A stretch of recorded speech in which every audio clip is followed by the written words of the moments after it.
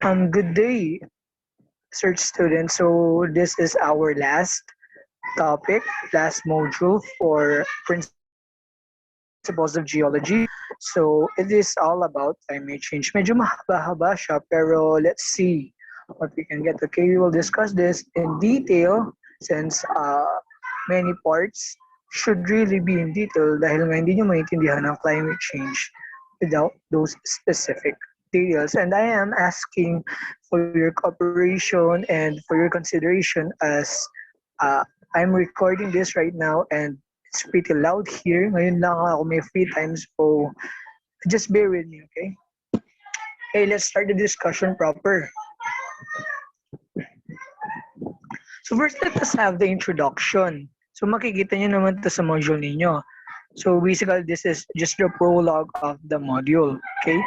The surface of the earth and its inhabitants are sheltered from the harshness of space by an envelope of gas. The dense lower part of the atmosphere in which we live in is the only environment that suits our physical needs, and we cannot survive long if we are removed from it.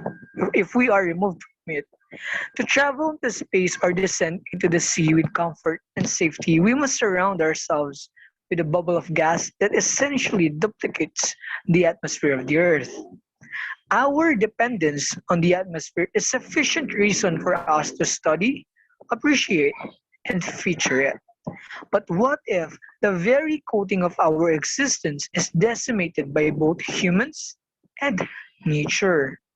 So in this unit, we will tackle the very issue behind climate change and how it will affect us or the core of our existence. Okay? Definition muna tayo before we go into our subtopics. Okay? So climate change, this is a global issue that encompasses the significant change in the overall climatic situation of the Earth due to natural and anthropogenic interference.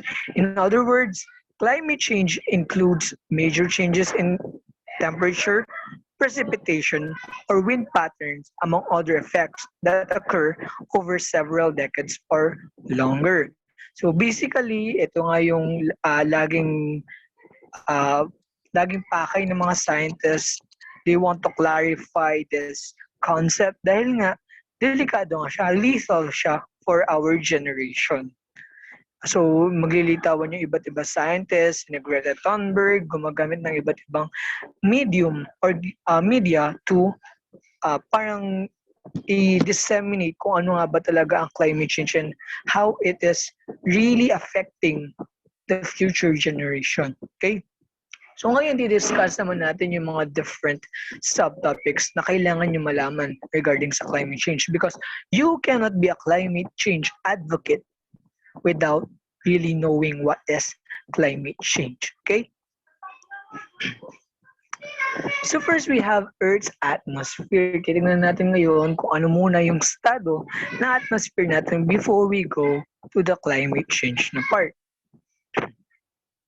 Sorry? So here we have the definition of atmosphere.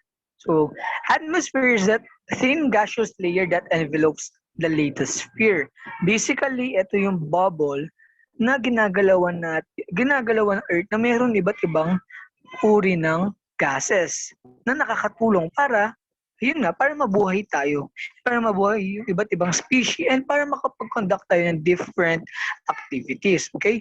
The following are the functions of the atmosphere. Number 1, protection from radiation. Okay? Alam naman natin, stratosphere, meron siyang UV, or meron siyang ozone layer na tumutulong para ma-deflect or kahit paano mabawasan yung energy ng radiation na nag-fall sa surface. Number 2, protection from meteors. Kasi nga, dahil nga may iba't ibang particles ang atmosphere natin, so basically, kapag maraming particles na nagkakasalubong sila, nagkakaroon ng friction. And kapag may meteors na papunta sa Earth, ganun ang nangyayari. Dahil sa friction, umiinit. Umiinit ngayon yung meteor. Kasi nga, ayun, nagagasgas siya sa iba't ibang particles and nagkakaroon ng sunog. Okay? I mean, di naman sunog, nag-burn yung meteor. Kaya more likely, sasabog siya the middle of the air bago pa man siya makapunta sa surface. Okay? Sorry. Number 3, medium for weather activity. So basically, dito nangyayari ang mga weather patterns, weather systems, at saka kung ano pa yung bagyo, yung clouds, yung mga bagay na ganyan. Number 4 is respiration. So basically, kung walang atmosphere, walang exchange of gases, walang respiration, hindi tayo buhay. Hindi buhay ang mga halaman, hindi buhay ang mga animals. Halos magiging ang earth, magiging siyang wasteland. Okay? At number 5, medium for sound. Kung walang atmosphere ngayon, walang air. Basically, kapag walang air, walang dadaanan yung sound. Wala siyang medium. Okay? So, hindi nyo ako maririnig ngayon kung walang atmosphere. Okay? Kaya we always take atmosphere for granted. Ang dami nating sinasabi na kung ano-ano pa para hindi natin alam, nakakasira na pala sa atmosphere natin. Pero we do not know the functions it plays, the crucial function it plays sa everyday living natin and sa peak, sa mga extremities ng lives natin. Okay? Ngayon, tingnan natin. Babalikan natin mamaya yung picture na yan, yung diagram, okay? Tingnan muna kasi natin yung mga layers of the atmosphere. So the following are the parts of the atmosphere. Number 1, homosphere. Okay? Homo meaning same. This layer is the bottom 90 kilometer of the atmosphere where there is a continuous movement of air masses and contains the mixing of heavy gases. So pag sinabi natin air masses, sorry, this is the accumulation of gases. Okay, air masses is are accumulation of gases that have distinct properties compared or relative to other portion sa paligid nila. For example, you have an air mass, tapos meron siya certain temperature. Yung temperature niya is higher compared to the surrounding air. That is air mass. Okay, that is an air mass. So sa homosphere, merong ganito. Okay? There is the continuous movement of air masses. Kaya nga dahil sa continuous movement nila, nagkakaroon ng mixing of gases. Okay? So ito yung mga parts niya, ito yung mga sublayers. Dito kayo familiar for sure. Okay? Letter A, troposphere. The bottom 10 kilometer. Dito tayo na nakatira. This is the densest layer, occupying 80% of the atmosphere's mass. This is the location where we live in, and it comprises 75% of all the atmospheric gases. It also contains most of our weather, since it has 99% of the vapor, making it the weather sphere. So it is the weather sphere dahil nga laking porsyento ng mga gases ang nandito sa troposphere, kahit 10 kilometers lang siya. Why? Because dito bale parang, di ba, remember that denser materials sink sa atmosphere natin. Dahil dense yung mga gases, pumunta sila sa, may mga gases na dense, pumupunta sila sa troposphere. Kaya nagkakaroon ng accumulation of mass dito sa troposphere. And accumulation of mass, nagkakaroon ng iba't ibang weather patterns. Kasi nga, iba-ibang gases yung nagre-react. That's why troposphere is the weather sphere. Okay? B, stratosphere. 10 kilometers to 30 kilometers. So, ayan. This is aircraft's favorite layer. Dito dumadaan ng mga aircrafts natin kapag sumakay ka ng aeroplano or any aircraft na meron dyan, you are always or you are often situated sa stratosphere. Why? Because this layer has strong but steady winds. Okay? Basically, strong ang steady winds kailangan para maging smooth yung flight. And it promotes a few kinds of weather changes. So hindi or limited lang yung weather patterns na mararamdaman sa stratosphere compared sa troposphere. So kapag lumipad ka sa troposphere, ulan, ano-ano pa. Pero kapag nasa stratosphere ka, more likely, limited lang. Kaya dito ang favorite layer ng mga aircrafts. This is also where the ozone layer is located. Okay? C, mesosphere, 30 kilometers to 50 kilometers. This is the thickest thickest, coldest, and least studied layer of the Earth's atmosphere. Meso meaning middle. Okay? Ayan. This is where you witness meteors. Okay? So, Sir Sanakit, bakit least studied layer? Bakit wala ba siyang distinct na feature? Wala ba siyang interesting na feature? Meron. Pero the thing is, it's hard to stay dito dahil nga ayun nga cold siya. Okay? Our current instruments are not stable sa mesosphere. Kaya nga it is the least studied layer, but it is the thickest one. Okay? This is also where we witness meteors. So kapag nakikita yung mga meteor showers, dito sila dumadaan, dito sila situated. Okay?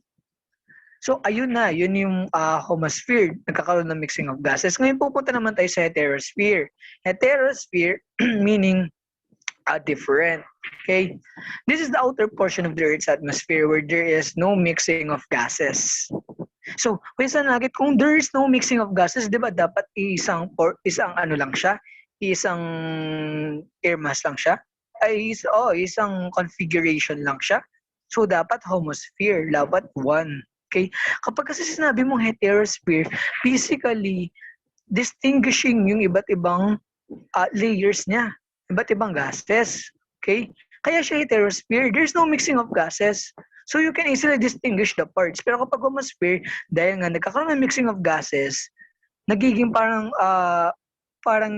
isa lang. Parang, just imagine if ever naglalakad ka sa maraming tao, tapos nagkakasalubong sila.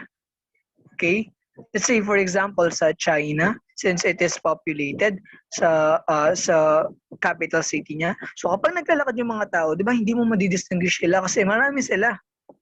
Okay? That is homosphere. Kasi nga basically they are continuously mixing. Pero kapag sa heterosphere, for example, now nasa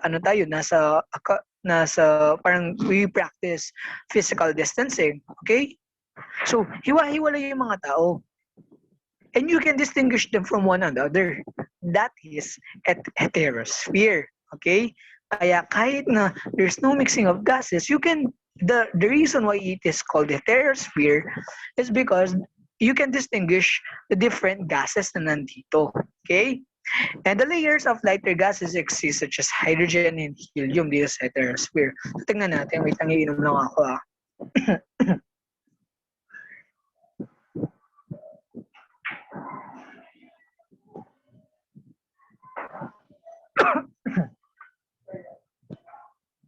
So, unahin natin, ionosphere. Ion. Ano ba yung ion? So, pinag-aralan nyo sa chemistry to, this is basically a charged atom. Okay? Merong charge yung atom. And basically, kapag may charge yung atom, there's a tendency that it will react with another ion or with another atom. Okay? Sa ionosphere, so basahin natin para ma-explain ko mamaya kung bakit ionosphere. This is the layer 48 kilometers above the surface to the edge of space, up to 965 kilometers. Okay? Medyo malaki siya. Okay? It is the layer of electrically charged particles. Kaya ionosphere. Because it is composed of ions, okay, between the thermosphere and mesosphere. This dynamic region, ibig sabihin, ever-changing siya, grows and shrinks based on solar conditions, okay? Dahil nga, our sun releases different materials such as, for example, we have, minsan meron tayong mga solar winds, and these solar winds affect our ionosphere. So it sometimes shrinks, it sometimes grows. Okay? The ionosphere is a critical link in the chain of sun-earth interactions, yung nga nabanggit ko. This region is what makes radio communications possible. So pag tinignan niyo yung module ninyo, naka-enumerate yung iba't ibang layers, sub-layers pa ng ionosphere. Okay? So we will not tackle those anymore. Pero those layers, basically, those allow radio communication dahil nga meron silang iba't ibang layers, iba't ibang radiation na parang ina-absorb, okay? Next is thermosphere. Basically, this is thermosphere, basically mainit. This is where auroras happen and is the thickest layer characterized by high temperatures. Okay? This is also where artificial satellites are situated. This temperature increment is caused by the absorption of energetic ultraviolet and X-ray radiation from the sun. So kaya mainit sa thermosphere dahil ina-absorb nga niya yung UV rays at saka X-ray radiation. So balikan natin yung mga functions ng atmosphere natin, it absorbs radiation. So thermosphere absorbs radiation such as ultraviolet and X-ray radiation, kaya siya mainit. Okay? And those radiations are sometimes differentiated kapag nagkaroon ng anomaly or hindi naman siya anomaly, nagkaroon ng changes sa magnetic field natin and yun nga, may sun-earth interaction, and nagkakaroon ng auroras. Okay? Ito yung nagiging aurora borealis, aurora australis, different phenomenon auroras. Okay? Kaya tingnan natin yung last. So the last layer of the atmosphere is called exosphere. This is the outermost layer of the Earth's atmosphere. It is also called the fountain layer. Bakit siya tinawag na fountain layer? Dahil yung mga particles niya is napupunta sa space, lumilipad sila, sobrang layo na nila sa Earth's surface, yung gravity ng Earth hindi na siya halos gumagana. Gumagana siya, pero mahina compared dun sa gravity ng nasa labas ng Earth. Kaya nakukuha yung mga particles. So ayan, basahin natin. Since this is where the individual molecules of ions and molecules spray out toward the void of space. Okay? Ito na yung boundary ng Earth at saka ng space. Ang exosphere na ito. Okay, tingnan natin diagram. Wait lang, inom lang ako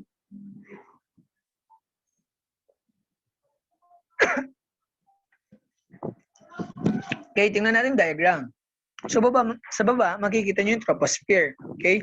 Dito yung mga airplanes, dito yung, basically, these are just normal aircrafts. Kasi hindi talaga sila magpupunta sa troposphere kung hindi talaga sila, like, parang they carry huge loads. Okay? So sa troposphere, ayan, dyan tayo nakatira, nandiyan yung mga mountains, nandiyan tayo, nandiyan yung hot air balloon. Tapos, kapag pumunta tayo sa stratosphere, this is where aircrafts fly. And nandito yung iba't ibang instruments na ginagamit to measure or hindi naman lahat, okay? Basically, these are radars, radio sonde. So that is a type of weather instrument na ginagamit sa pag-measure ng higher atmosphere natin. Sa mesosphere, ayan yung meteor shower. Okay? Sa thermosphere, ayan cold siya. I cannot see the diagram, yung pinapakita niyang object. Pero I assume that is related to radiation, as this is where communication is parang kasi nandito yung nandito yung Earth Sun interaction. And lastly is exosphere. So dito na tayo napupunta sa space. So basically, it has no boundary. Okay? Wala siyang definite na boundary. Kasi, mahihirapan ka na ma-differentiate siya from space itself. Okay? Pero, the thing is, we are not, parang wala tayo sa, hindi ibig sabihin na parang sinasabi natin na sa labas ng, sa exosphere, nagkakaroon na ng junction yung Earth at saka yung space. No, because Earth is still in space. Okay? We are curved in space. What we are talking is that, basically, we are talking about that, parang we are giving Earth, parang idea na isa siyang unit aside from space. Pero it's still in space. Basically, we are just characterizing this exosphere as parang, sa labas na ng Earth. Pero it does not mean na nasa labas na siya ng Earth or na pag nasa Earth ka, walang space. Because we are, parang nakatira tayo sa space. Okay? That is a common misconception. I just want to throw that one out para ma-clarify na rin sa inyo. Okay, next na tayo. Punta naman tayo ngayon sa difference ng weather at saka climate, okay? Weather, what is weather? Weather is the temporary condition of the Earth's atmosphere that occurs in a day or weeks. It may change over hours or weeks to have another different weather. So basically, weather, this is the condition of the atmosphere sa short period of time. So maikli lang siya, pwedeng hours, pwedeng days, and pwedeng weeks. Okay, pero hindi siya ganoon katagal, like a decade, like years, okay? Hindi siya ganoon, okay? The following are the components of weather. Tignan natin ngayon mga components niya, okay? Number one is temperature. So basically, temperature, alam naman natin to. This refers to the amount of heat in an atmosphere. And ito ginagamit natin measuring device, it is thermometer. So, lahat naman tayo, alam naman natin yung thermometer because we have different types of thermometer. So meron kayong laboratory thermometer, meron kayong household thermometer. But now we are talking about atmospheric thermometer. It is a device, it is an instrument that measures the temperature, the atmospheric temperature at a given time. Tingnan natin ngayon yung picture niya para mas mag-gets natin. Ayan. Okay?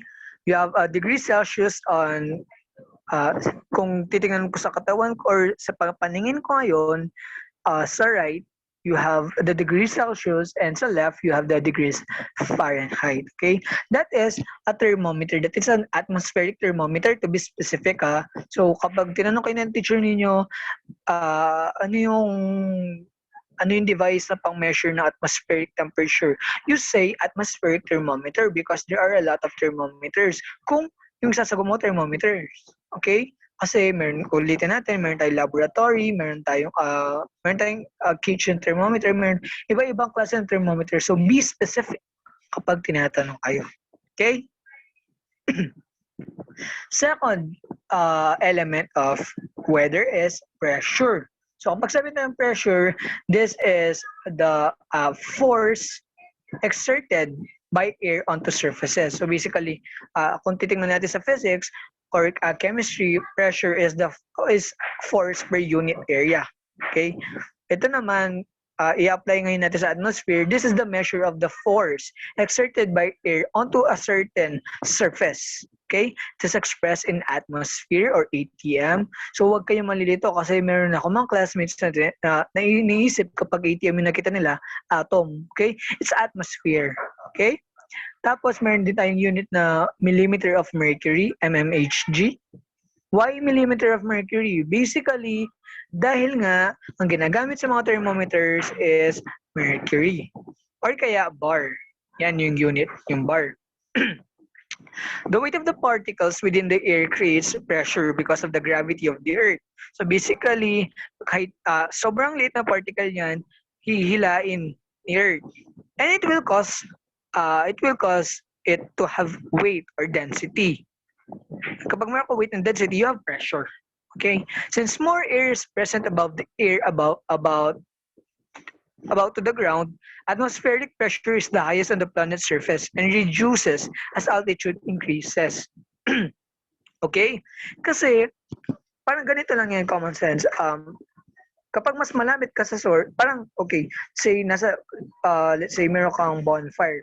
Kapag mas malapit ka sa bonfire, mas mainit, di ba? Pero pag mas malayo, hindi mo ramdam yung init. The same with atmospheric pressure. Kapag yung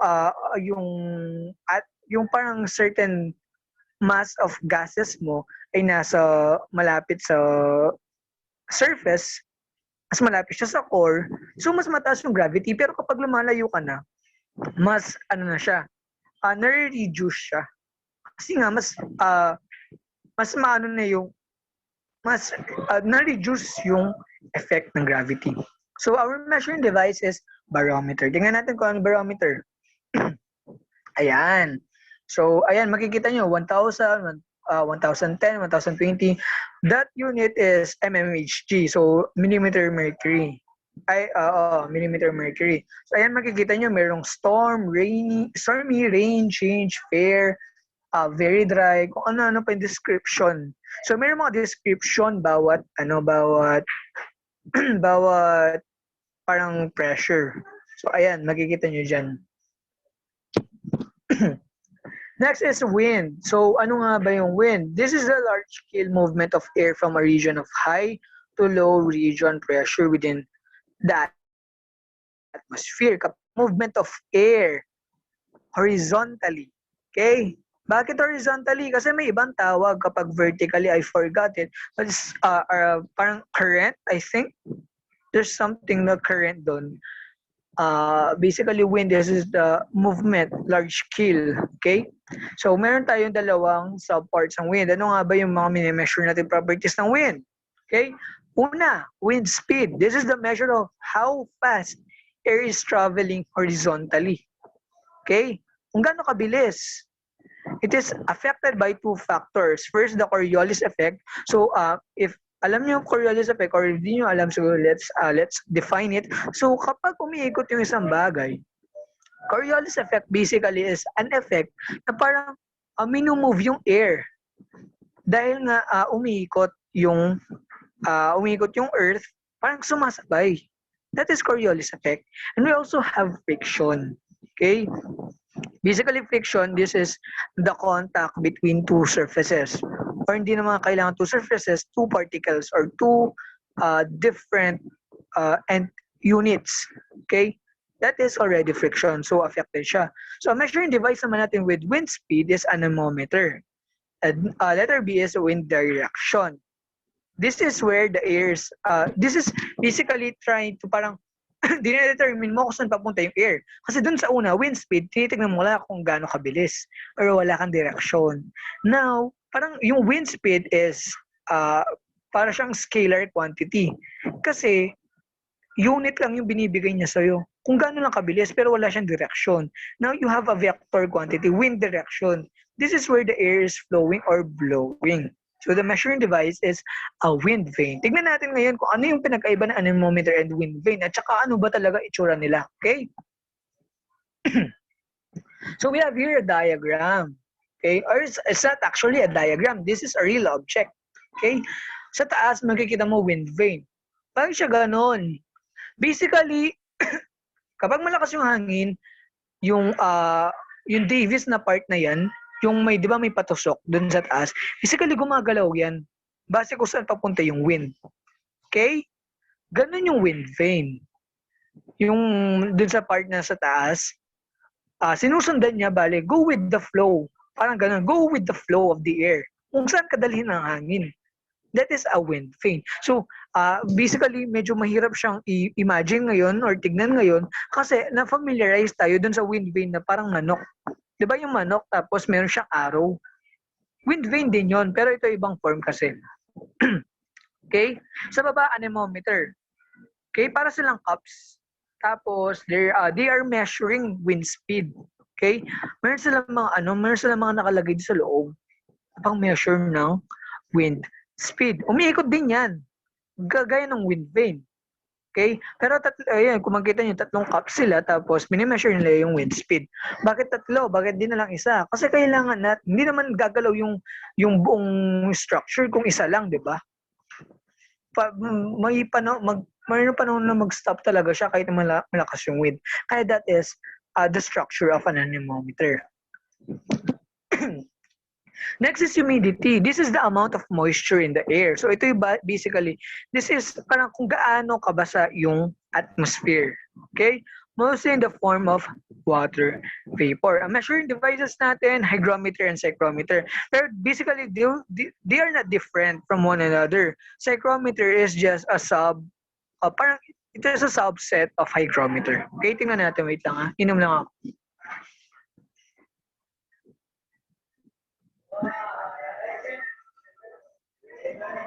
By the way, mahaba pa tayo. Mahigit 100 pages ito.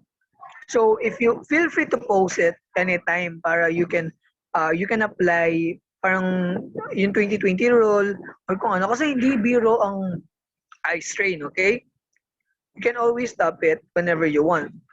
Hindi naman aalis yung discussion. Pero you always preserve your eyes. You will always preserve your health. Okay? So ito, hygrometer tsaka psychrometer.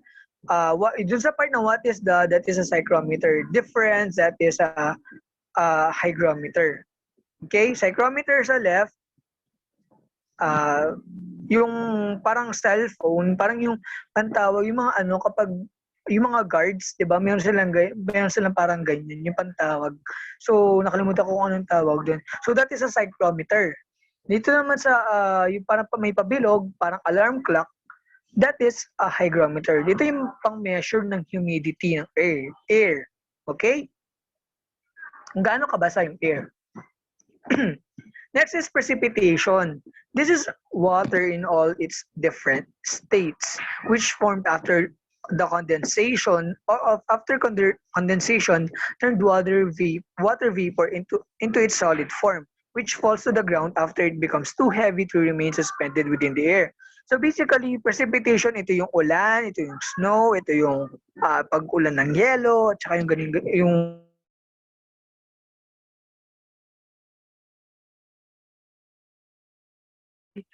dahil nga meron kang tubig, kapag na-release yun, yung, yung tubig na yun, there will be a time na it will affect the atmosphere as, yun nga, di ba humidity, it affects the atmosphere. Precipitation is basically parang,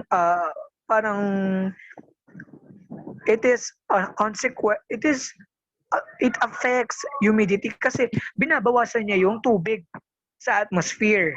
Kapag nabawasan yung tubig, there's a high chance that the atmosphere will be arid and it will be hot. Okay? Kaya it affects weather. What is the measuring device? Rain gauge. Tingnan natin. Ayan. Okay? So, ayan yung rain gauge. Iniipon niya yung tubig. Bakit niya iniipon? Kasi titignan natin ngayon kung dun sa specific area na yun. So nakalagay lang siya dun sa isang specific area. Walang puno, walang kahit ano-ano dapat. Dapat clear yung sa taas niya. Why? Kasi kung hindi clear yun, maapektuhan yung makukulak na yung water. Hindi magiging accurate. For example, meron ka mga puno sa taas niya. So ma-absorb, makukuha yung tubig instead of ma-measure niya, 'di ba? It will be inaccurate and it will not be precise. Okay? That's why kapag meron kang rain gauge, you should always place it in an area kung saan walang nakaalo doon sa taas niya. So parang ano lang siya, open yung sa taas niya. Basta walang bubong, walang kung ano-ano pa. Okay? Para maging precise at saka maging accurate siya. Number 6 is clouds. So kanina precipitation. Kapag yung precipitation, basically before precipitation or before bago pa man mapunta doon sa process of parang condensation, nagkakaroon ng tinatawag nating evaporation. Okay? Ang water natin na nasa ground, nasa surface, papainitin siya ng sun. And this will cause a process of evaporation kung saan yung water mo magiging gas and aakyat sa atmosphere to form clouds. Okay? These are water droplets or water in different states like ice and snow crystals which formed after water vapor reached condensation level and will no longer remain in gaseous form. So kapag mabigat na, babagsak as precipitation. And hindi lang yun ang effect ng mga clouds. Okay? They also affect the reflectivity of the earth. So mamaya i-explain natin kung bakit niya mayroong separate na subtopic for that specific discussion. So ano mga measuring devices natin? Weather satellites na nasa exosphere, and we have radars. Okay, tingnan natin. Okay. Ayan, dito sa left, dito sa yung nakataas, that is a weather satellite. So ayan, meron siya mga parts, solar ultraviolet imager, geostationary lightning mapper or GLM, extreme ultraviolet and X-ray irradiance sensor or EXIS, space environment in situ suite or SEISS, magnetometer, so pang measure ng magnetism, and advanced baseline imager. So lahat na ginagamit niya, hindi lang naman for Earth's atmosphere to measure parang yung mga clouds. It is also para sa pag-view natin ng solar system. Okay? And you have here, this, sa lower part, you have a radar. Okay? Ito yung, ito yung, para siyang, ayan, dish shape. So, nakaturo siya sa taas kasi minimeasure niya kung anong nasa taas. Anong nasa taas? Clouds. Okay?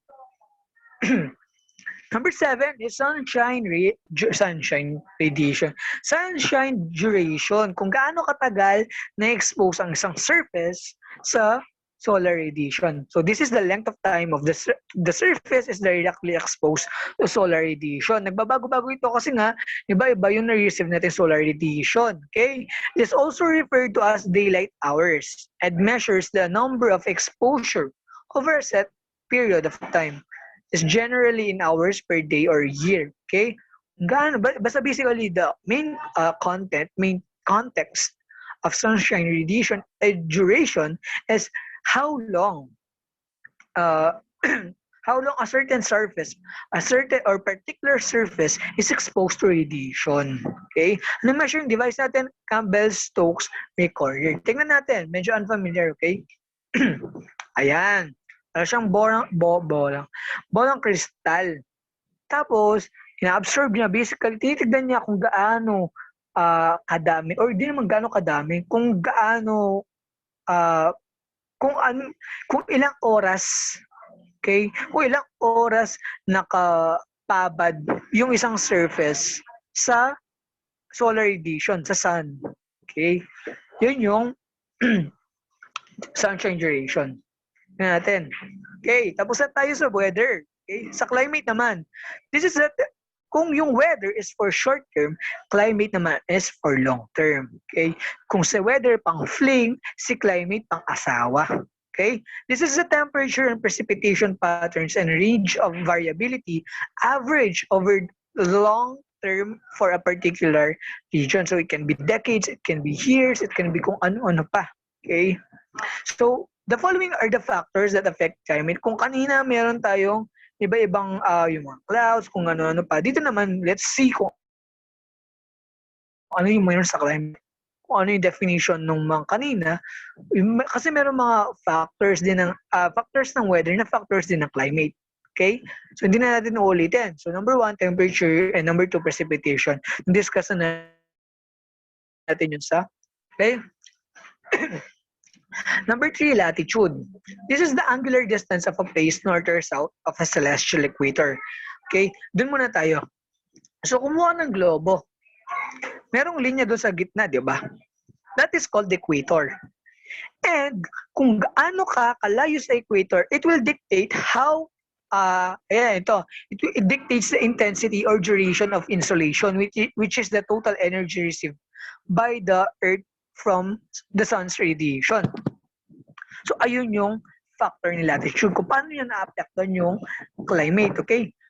Tignan natin para mas mag-gets natin ngayon. Dito tayo sa zones, okay? Kasi mas madaling i-explain si latitude kapag nalaman nyo na kung ano yung mga zones. So, tropics, this refers to the zones within latitudes 5 to 10 degrees, 5 to 35 degrees. This experience a non-arid climate with an average temperature above 18 degrees Celsius. Okay? Mainit.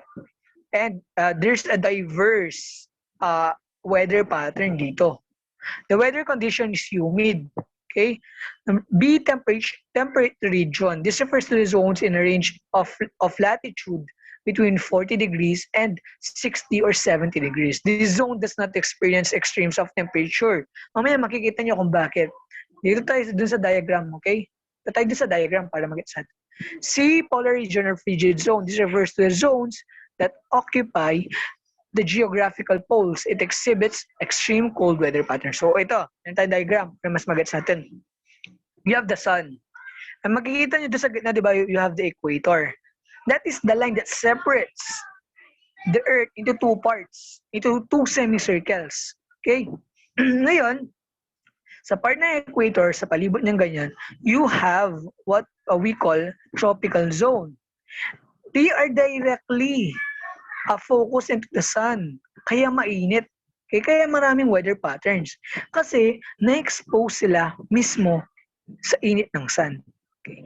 Pero as you go higher and higher or lower and lower sa globe, mas lumalamig. Why? Kasi nga 'di ba yung sun natin naka-focus dun sa gitna lang.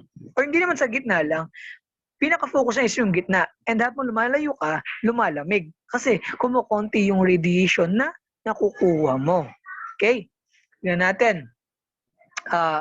After the tropical zone, you have temperate zone. So ito naman yung nasa taas ng tropical or nasa baba ng tropics or tropical zone. Okay, by the way, nasa tropics tayo, Philippines, kaya marami tayong bagyo.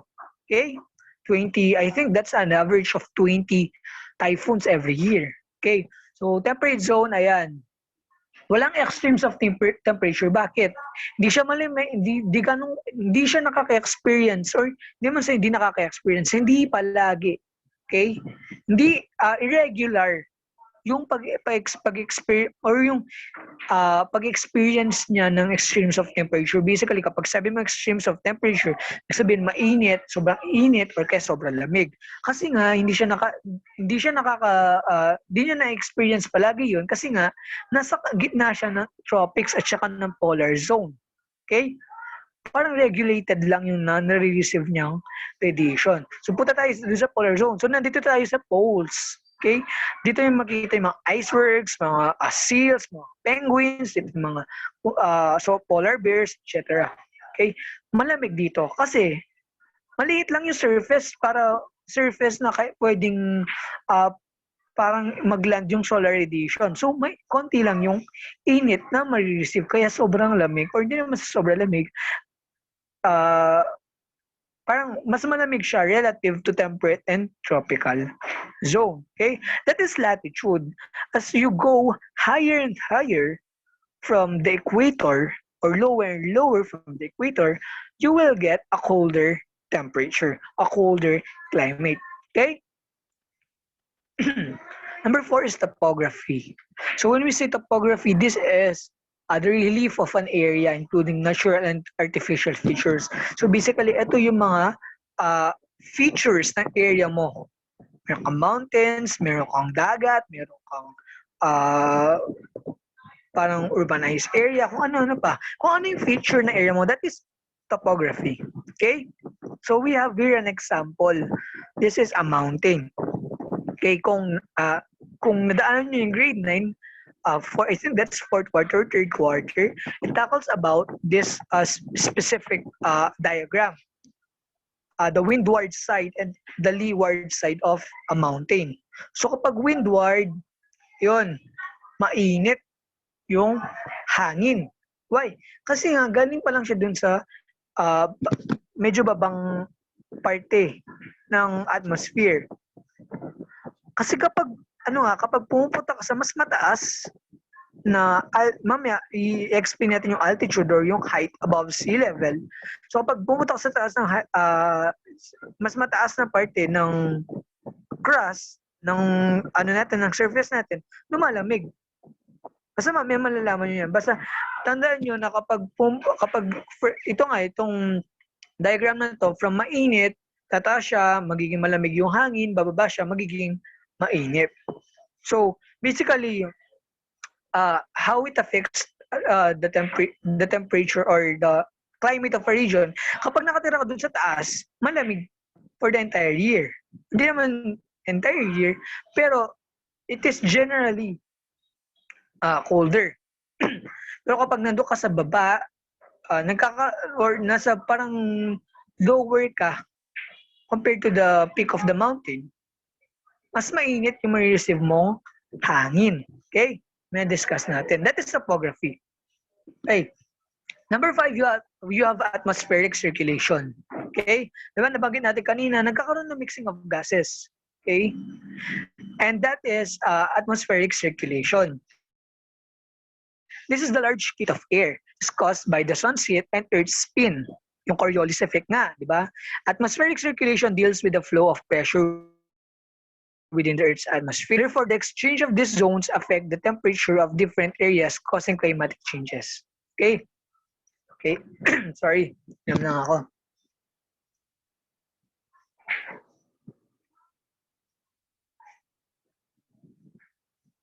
Okay, tingnan natin. You have a diagram here.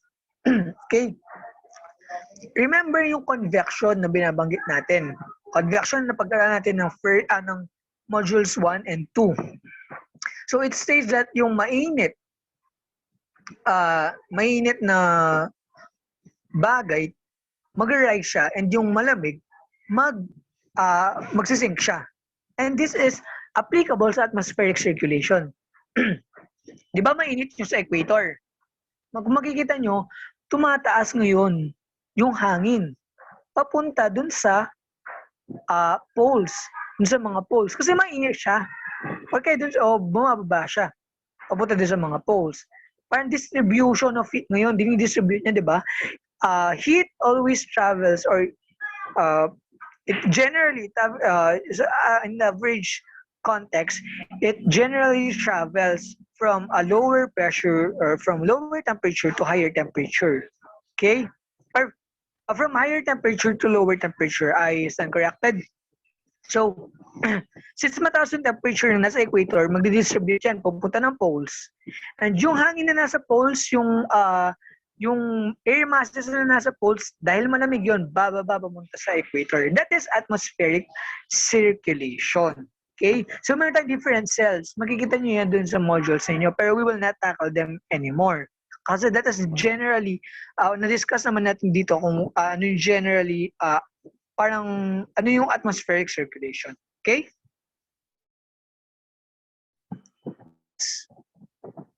Okay, bodies of water.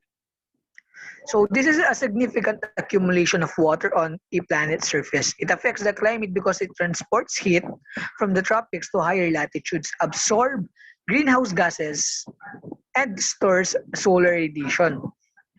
Diba, if ever nasa pupunta kayo ng beach or kaya you have a swimming pool, eh, diba mapapansin nyo yun yung body of water, kapag sobrang init, tapos kapag nag-step kayo sa swimming pool or kaya sa beach, more likely mainit din yung tubig. This is because bodies of water absorb heat. Okay? Gayon din sa mga mas malakihang bodies of water. Okay? We have oceans, rivers, kung ano-ano pa. Okay? They absorb heat. And dahil nga, di ba, yung water natin, it is mostly not steady. It always has motion, or it generally has motion. And, sorry, dahil sa motion na to, yung heat na dala nila, yung heat na absorb ng body of water mo, pupunta siya ngayon, madidistribute siya sa Earth. Okay? And that affects our climate dahil nga, ayun, nagkakaroon kapag mainit yung tubig, you have a fast evaporation rate. Kapag mababa yung temperature ng tubig, you have a lower temperature or lower evaporation rate. And you always know that precipitation affects weather and it also affects climate. Okay? Meron pa, it absorbs greenhouse gases. Okay? Yung mga carbon dioxide, yung methane, yung ganito ganyan. It is bodies of water absorb this type of gases. Okay? And that's why it affects. That's why bodies of our climate. Okay? Number 7. Ito yung sinasabi ko kanina. Elevation or altitude. Kung gaano kataas yung object in relation to sea level. Okay?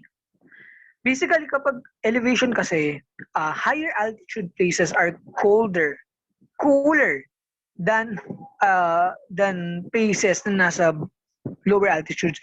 Parang yung sa Baguio, sa case ni Baguio, 'di ba mas malamig sa Baguio compared, for example, you have Manila. Why? Because yung Baguio mas mataas siya sa sea level compared sa Manila. Why? Bakit mas malamig? So we have these reasons. We have the following reasons. Letter A.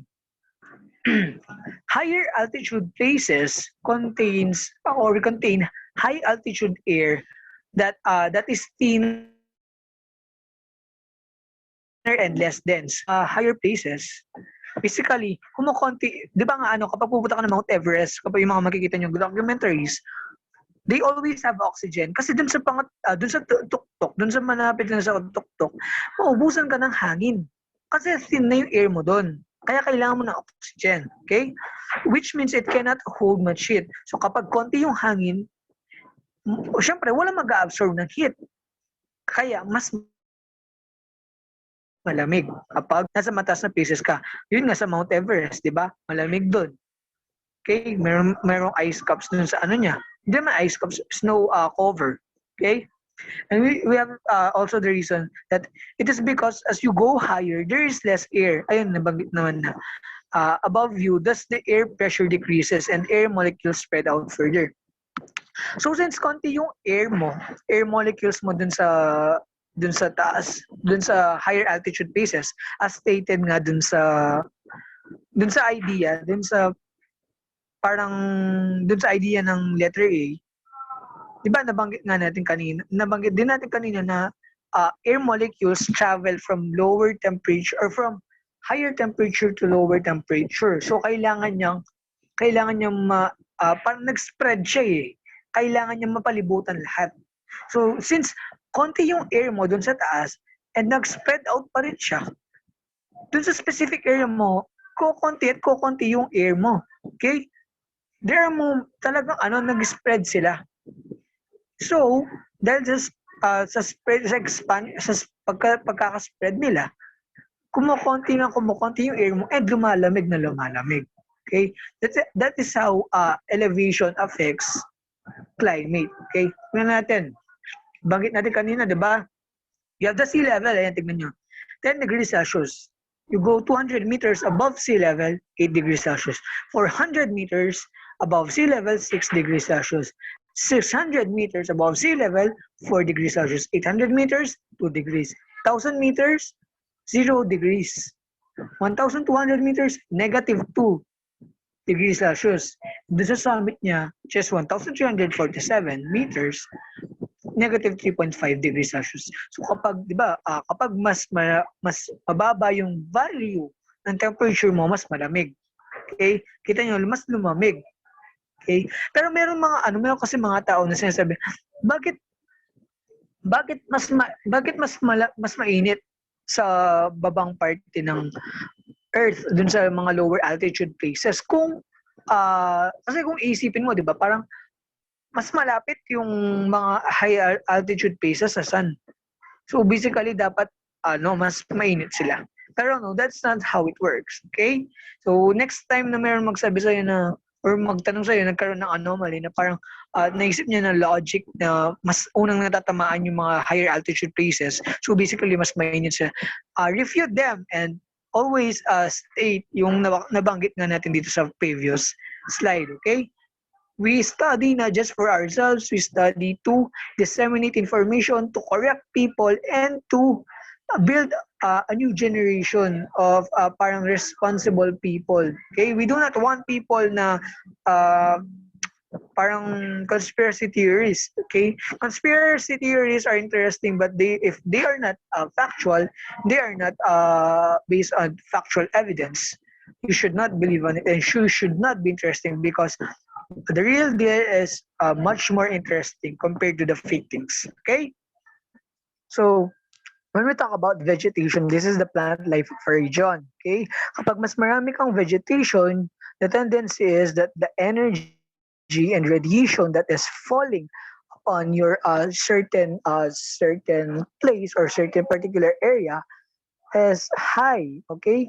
So, kapag marami kang halaman, the water flows, so yung mga halaman mo, sisipsipin yung water from the ground, tapos magkakaroon ng evaporation or evapotranspiration, tapos ayun, nagkakaroon ng regulation of water. Pero kapag tinanggal mo yung plant, more likely, hindi gagan or hindi madidistribute yung water. Okay? And that would affect climate since climate is also dependent upon your water content. Okay? Tapos also carbon dioxide, di ba nga? Plants use carbon dioxide for photosynthesis to convert or to produce the products they need para makapag-survive, okay? And considering na walang plants sa isang certain area, it will mean that uh, maipon yung carbon dioxide. Okay? And tendency, kapag maraming carbon dioxide, mas mainit ang particular area mo. Okay? And lastly, solar radiation. Kapag may mga puno ka, syempre, di ba meron tayong during our elementary days, kapag may puno ka, more likely ang gamit mo doon is bukod sa source of pagkain is nakakapunta ka doon sa ibaba niya. So parang silong. Okay? Ganon din ang sa solar radiation.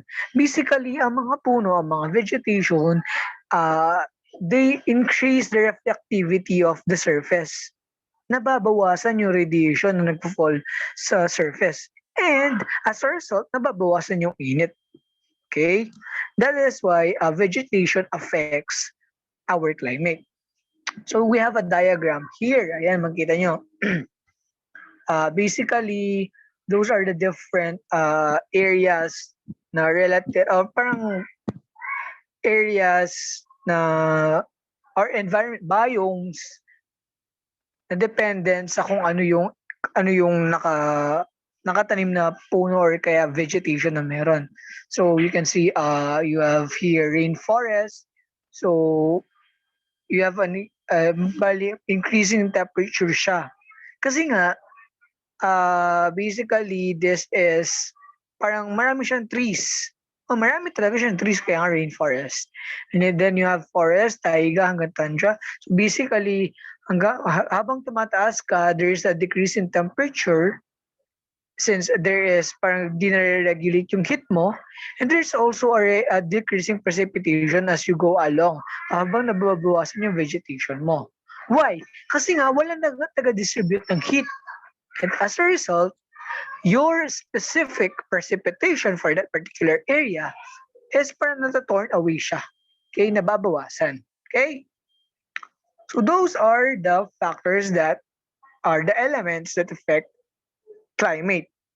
Now we go to the global carbon cycle budget and emissions. Okay, second subtopic, nakaka-scores tayo.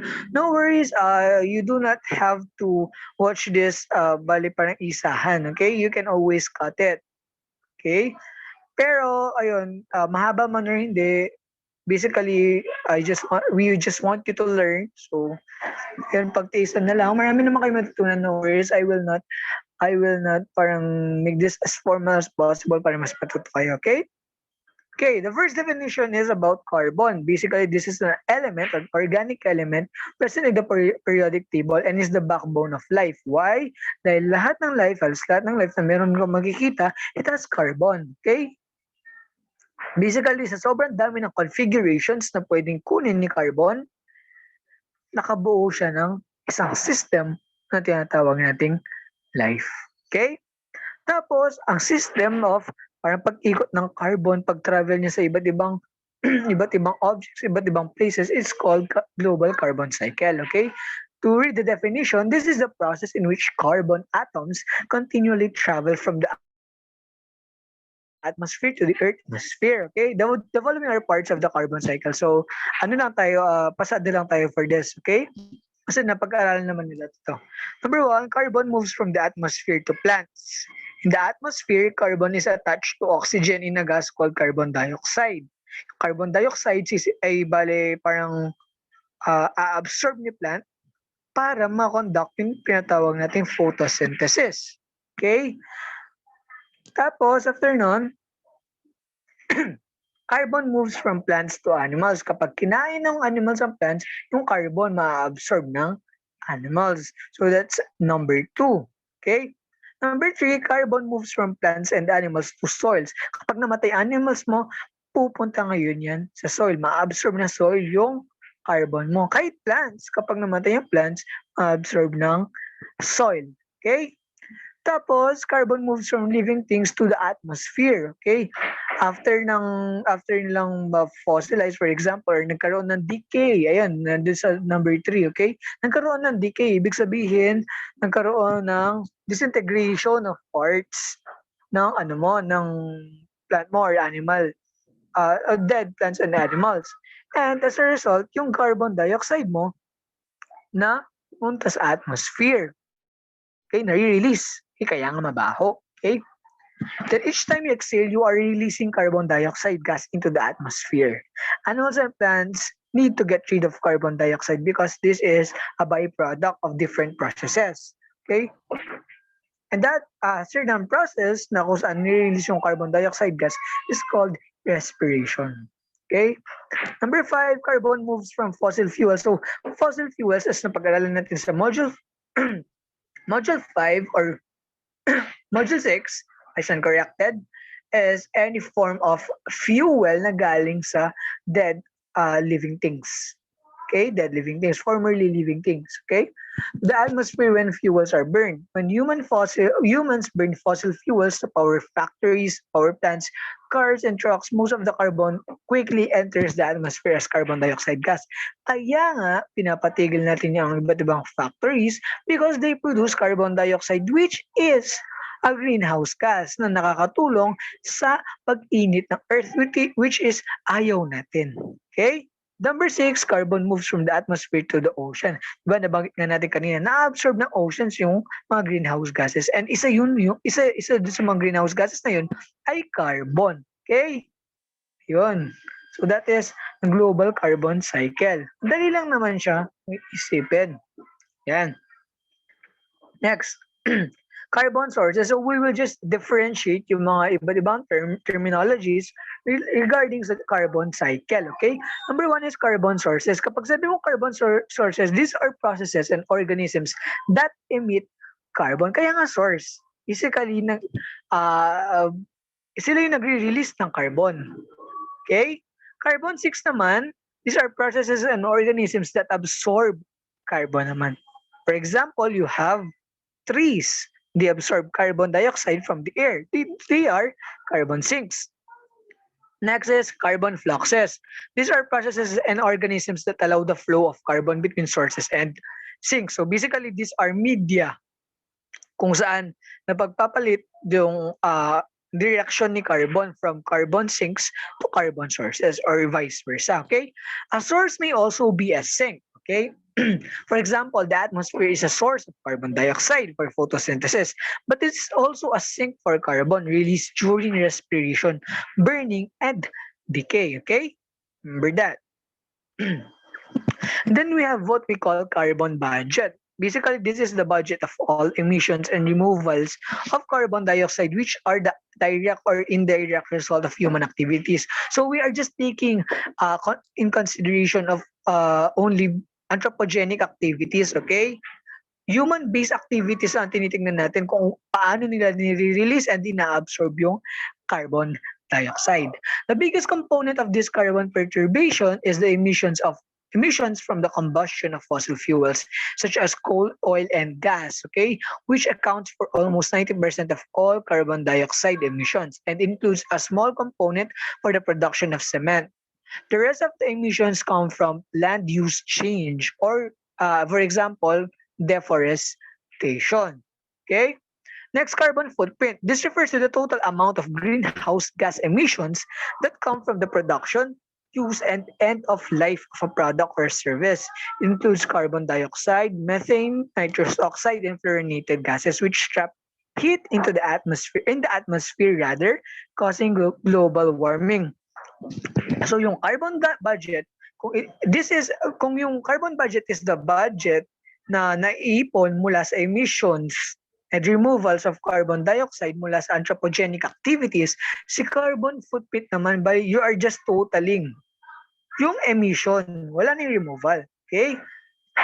And you are considering here not just carbon dioxide, you are also considering gases such as methane, nitrous oxide, and fluorinated gases. Okay?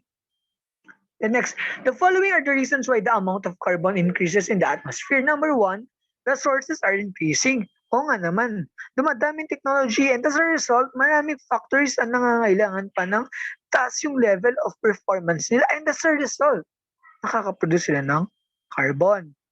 Kaya nag-i-increase ang sources. Number 2, the forests that effectively remove carbon dioxide from the air through photosynthesis are rapidly disappearing.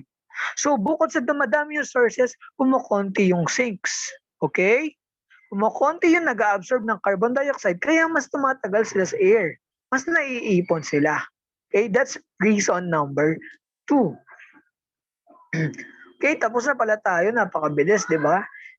We have radiative transfer, greenhouse effect, and climate change as our next subtopic. Tignan naman natin ngayon to.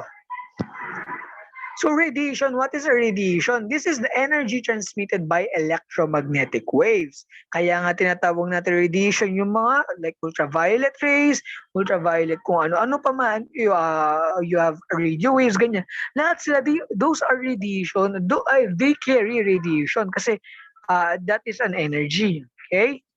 Radiative transfer is basically the transfer of radiation leaving one object and being absorbed by another. It dictates what energy is reflected, absorbed, and emitted. And always remember that every single thing in the universe emit some sort of radiation. Even humans, yes, we emit radiation, but sa sobrang liit lang na amount, hindi natin napapansin. Okay? Pero ang sun, dahil sa sobrang dami or sobrang laki ng production ng radiation, ayun, napapansin natin. Okay? Solar radiation arriving at Earth from the sun is relatively uniform unless merong ibang alterations, okay? Energy or heat radiates from the Earth's surface and lower atmosphere back to space. This flow of incoming and outgoing energy is the Earth's energy budget. For Earth's temperature to be stable over long stretches of time, incoming energy and outgoing energy have to be equal on average so that the energy budget at the top of the atmosphere balances. So ang ibig sabihin lang naman nito is that ang napapasok na init sa atin, na energy, na radiation, kailangan equal siya ng outgoing energy or yung energy na nare-reflect back or umaalis sa Earth. Why? Because kapag hindi yan nag-balance, for example, mas madami yung outgoing, lalamig yung Earth.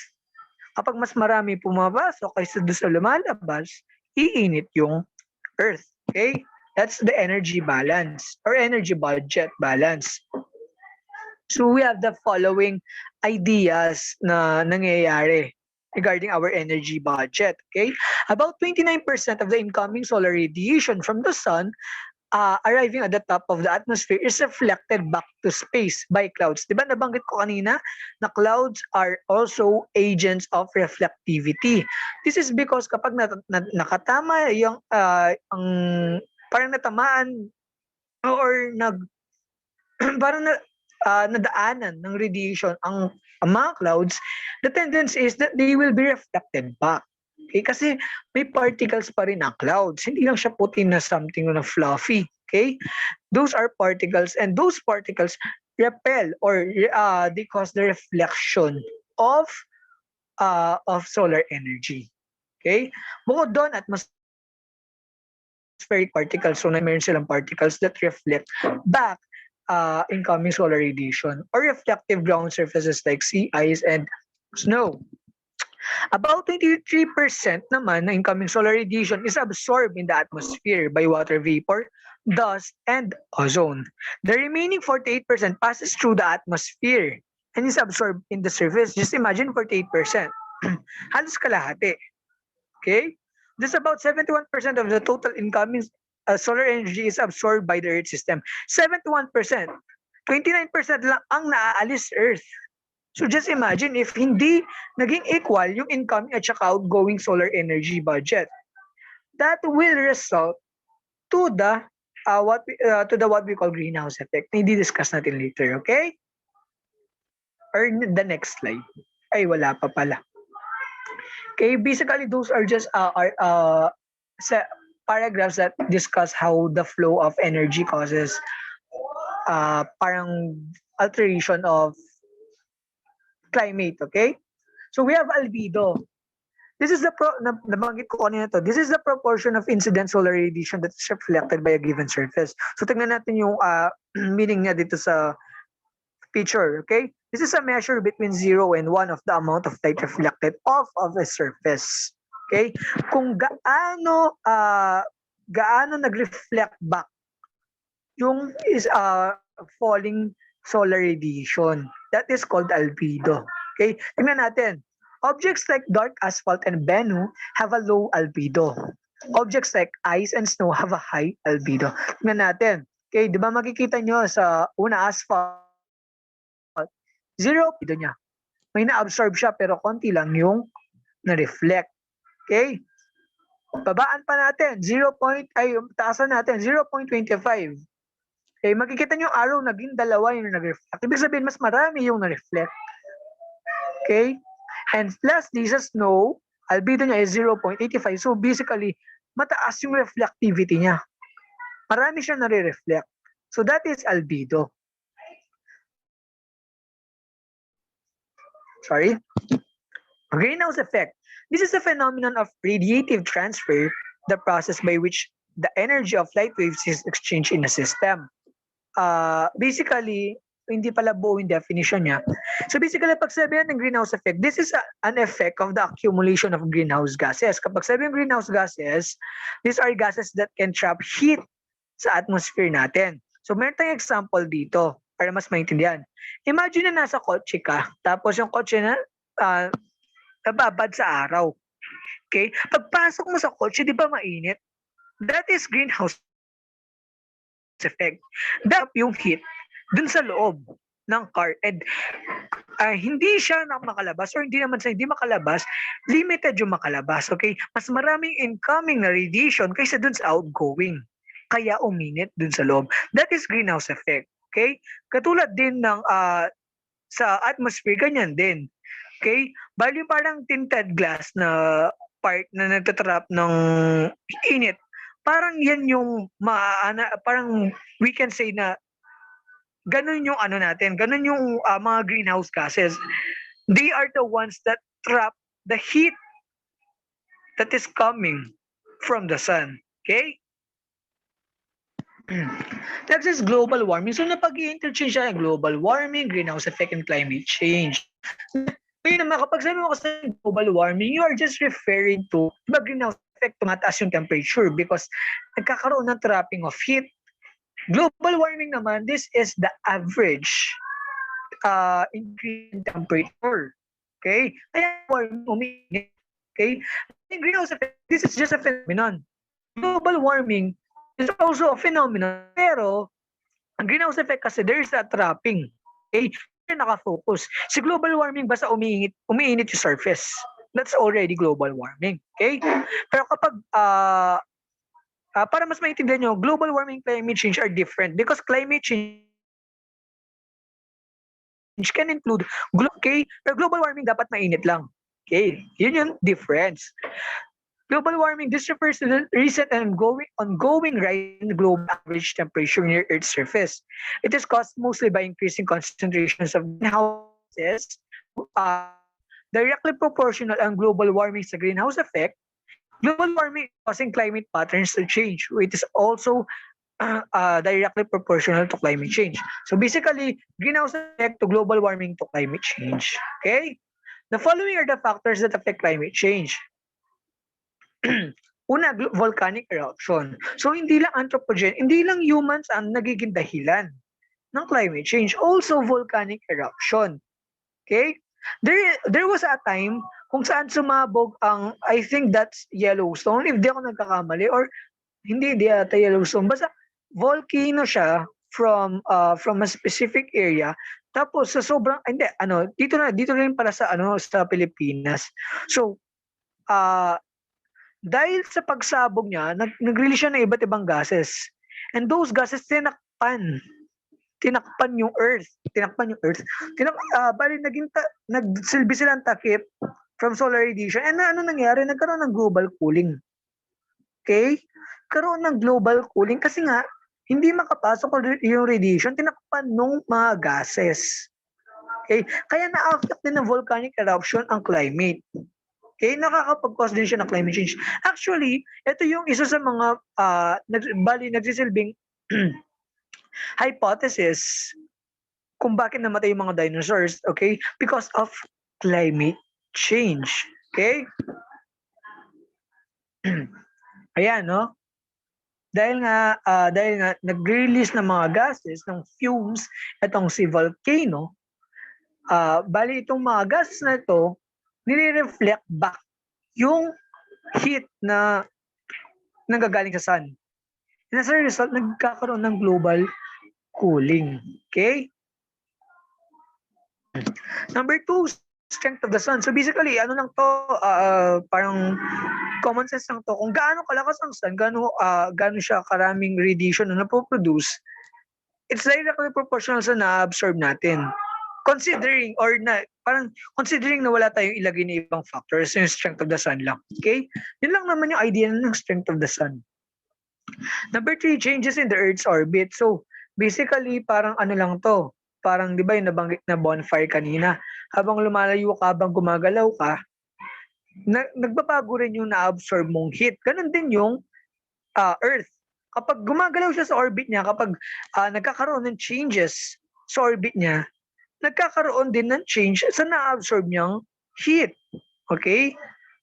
So, wag na tayo mag-dwell dahil matatagalan tayo, pero basically, we have what we call Milankovitch cycle. Nandyan yung tatlong factors ng Earth's orbit na nakakatulong sa parang pagkakaroon ng alteration ng grabe, ng na-absorb na solar radiation. Okay? Ito yung axial tilt, eccentricity, and precession. Okay? Yan. So, tignan nyo na sa module, we will not tackle them anymore. Number 4 is changes in planetary reflectivity. Diba, nabanggit ko ngayon, ayan yung clouds, andyan din. Hanggat dumadami yung mga pang-reflective surface mo, bumababa yung incoming solar radiation kasi nare-reflect sila. Nagiging outgoing sila. Okay? Yun lang naman ay madali natin para hindi kayo mahirapan sa pagbabasa. Okay? Number 5, greenhouse gas abundance. Basically, kapag maraming greenhouse gas, mas mainit. Mas dumadami yung natatrap na heat. And ayun, as a result, climate change is parang nakakatalyze. Number 6, ocean currents and carbon dioxide content. Kasi mahaba siya. Basically, ang ocean currents nakaka-affect siya, di ba, sa climate kasi nga nag-absorb siya ng carbon dioxide at saka ng solar radiation. Ngayon, kapag hindi na-distribute na maayos ang carbon dioxide at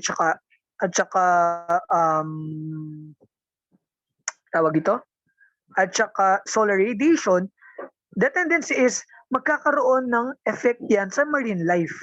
And kapag nagkaroon ng effect yan sa marine life, ang mga taga-produce natin ng oxygen, for example,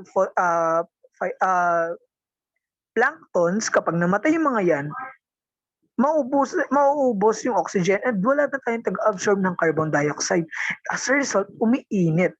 Okay? Yun lang naman idea ni ocean currents. Okay? 7 is changes in land cover. Siyempre, kapag tinaniman mo yan, tendency magkakaroon ng regulation of water. And magkakaroon ng precipitation, magiging regulated. Pero kung desert yan, pagkain pala yung desert, pag desert yan, the tendency is hindi magkakaroon ng kulang na precipitation, magiging mainit for the entire year. Ganun yung idea ng changes in land cover. Ito naman yung mga evidence kung bakit alam natin may climate change. Una, global temperature rise. Di ba, umiinit ngayon? Ramdam nyo naman siguro yung init ngayon, especially kung walang bagyo. Okay? Hindi kahit may bagyo minsan mainit pa rin. Okay?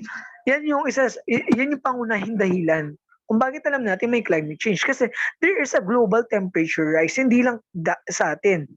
Hindi lang sa Pilipinas. Kahit sa poles meron, kaya nga na-melt yung mga polar ice caps natin. Number 2, sea level rise. Di ba nga na-melt yung yung polar ice caps natin. Kapag na-melt yun, dadagdag yung tubig yung tubig na na-produce from the melting of the ice papunta sa oceans natin. And as a result, syempre dumadami yung water. Tataas yung water ngayon. nagkakaroon na sea level rise and napapansin natin na yung mga nasa mababang lugar, tendency is madalian na silang babahain. Okay? Sea level rise. Number 3, ocean acidification. Dumadami yung carbon dioxide and it's acidic. Okay? So kapag na-absorb siya kapag na-overwhelm yung ocean natin, tendency is magkakaroon ng acidification na tinatawag natin. And kapag nagkaroon ng acidification, merong effect sa marine life. Okay? Mamamatay yung mga marine life and magkakaroon ng degradation and release na naman ng carbon dioxide. Baka kapag namatay yung mga organisms, since they are sinks and sources of carbon dioxide, ayun, dadagdag na naman carbon dioxide and makaka-affect na naman sa climate change. Number 4, glacial retreat. Okay? Basically, ang idea nito is na-melt yung glaciers natin. Yun lang naman. Kasi nga, umiinit. Number 5, warming ocean. Ayan, umiinit. Parang doon sa number 1 lang na global temperature rise, syempre, naapektuhan din yung ocean natin. Hindi lang naman surface, pati yung ocean. Okay? We are observing a warmer oceans than ever before. And this is a direct evidence of climate change. Okay? Number 6, shrinking ice sheets. So ulit, na-melt yung mga ice sheets natin. And this, basically, parang pinibigyan na tayo ng idea na umiinit na yung Earth. Kasi dati hindi naman ganito. Kaya nagkaroon ng ice age kasi nagkaroon ng global cooling. Pero dahil na uminit na naman yung temperature, ayun, na-melt yung ice sheets. Ayun, dami na mamatay. Okay? Dami na mamatay ng mga polar species. Mamaya titignan natin. Number 7, decreased snow cover. Parang yun lang dun sa una. Dun sa ice sheets. Dahil nga umiinit, pati yung snow na melt. Okay? Kaya nagkakaroon ng decrease of snow cover sa mga high altitude places such as mountains. Number 8, declining Arctic sea ice. So parang yung kanina lang, magkakakonekta lang yung mga yan. Kakaroon na naman, ngayon, melting na naman. Okay? Both the extent and thickness of Arctic sea ice have declined rapidly over the last several decades. Number 9, extreme events. Siyempre, kapag sobrang init, pag sobrang lamig dahil sa climate change, tendency is yung mga certain events natin, nagkakaroon nagiging extreme na sila. Kaya nga ngayon, di ba napapansin nyo, ang bibigat ng mga bagyo, ang dami nilang sasalanta. This is because this is an indirect climate change consequence. Okay? And dahil sa hindi regulated na climate natin, naapektuhan yung mga weather patterns. And as a result, ayan, maraming naapektuhang mga livelihood, mga lives, at saka iba't ibang aspects pa ng pamumuhay natin. And next, we have our, I think this is the third last subtopic, last subtopic. Oh, yun, basa. Sorry. Bangag na sa nagi. So we have climate observation, modeling, and prediction. So we have discussed the atmosphere and yung mga aspects ng climate change, which include radiative transfer, global carbon cycle, climate change, ganun. Now let us know naman kung paano natin na-predict yung future. Okay? I-predict natin yung future ng climate.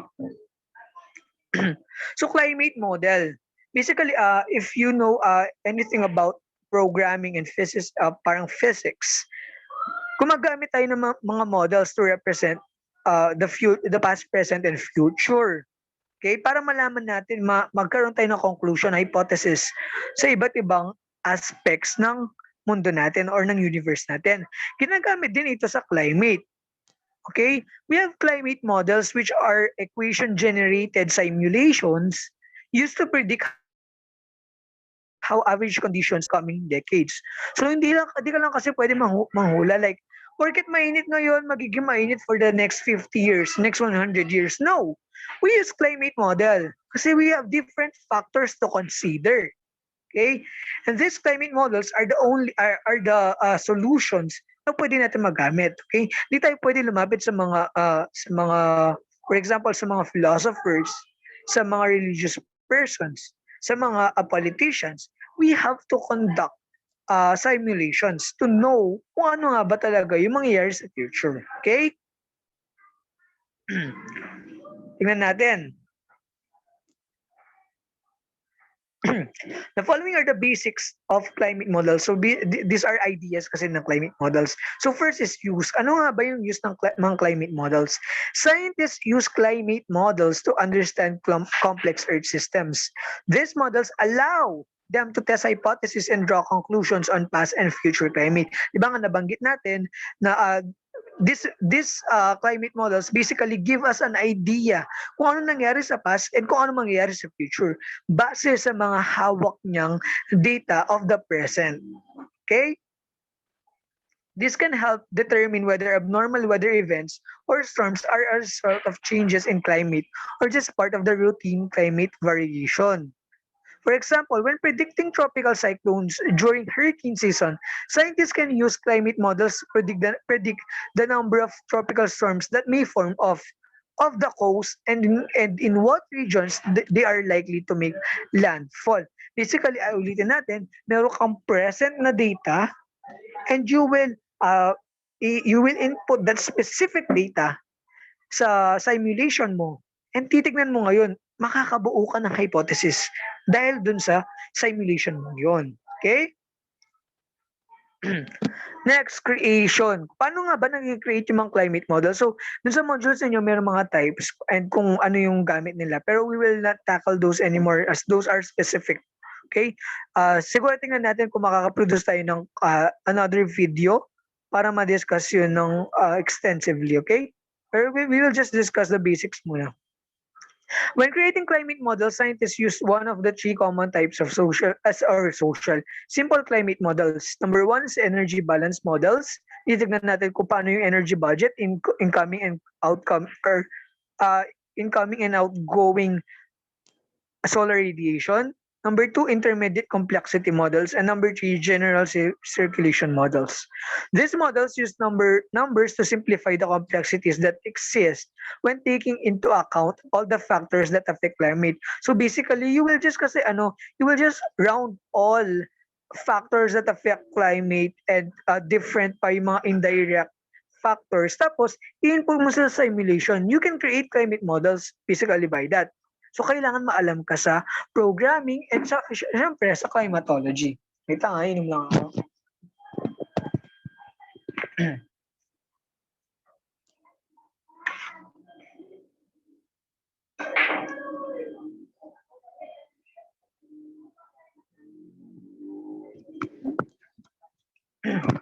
Okay.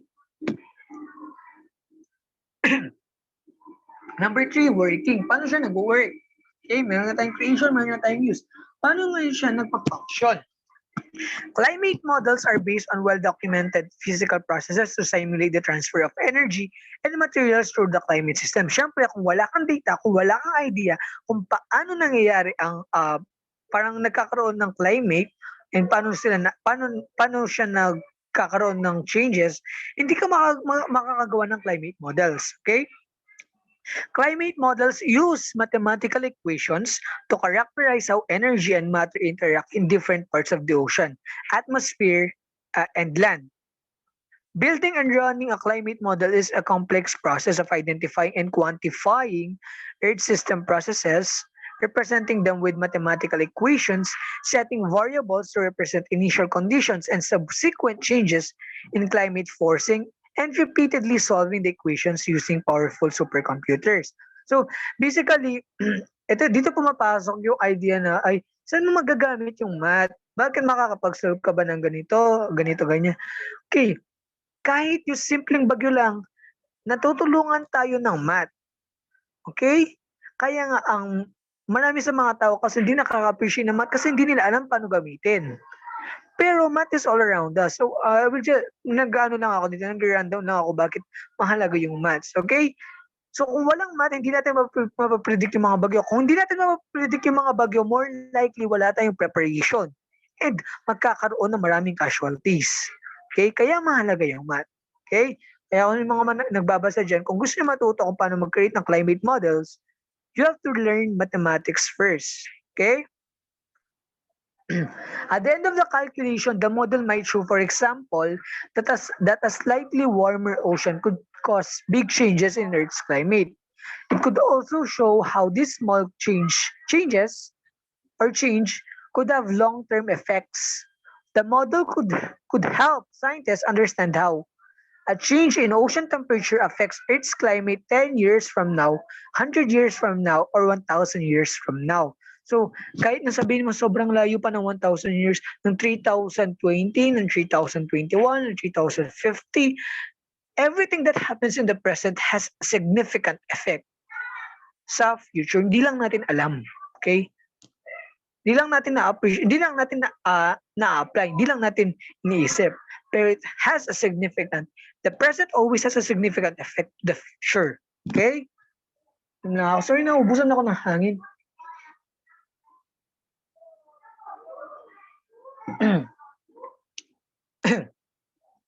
After that working model resolution naman tayo. We will ayusin natin yung mga models. Okay?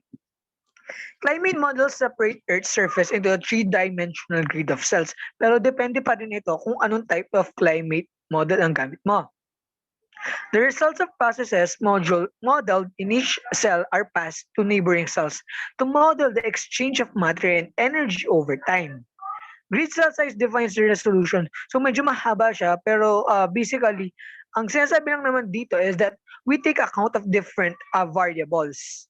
Okay? And we represent them in different ways. For example nga ito, grid of cells. Pero may iba't ibang ways of expressing the variables na nakaka-affect ng climate. Okay? So minamadali na natin kasi medyo mahaba pa siya. Number 5, model testing. So after magawa nung climate model and after ma-input lahat ng mga kailangan, we will now test it. Okay?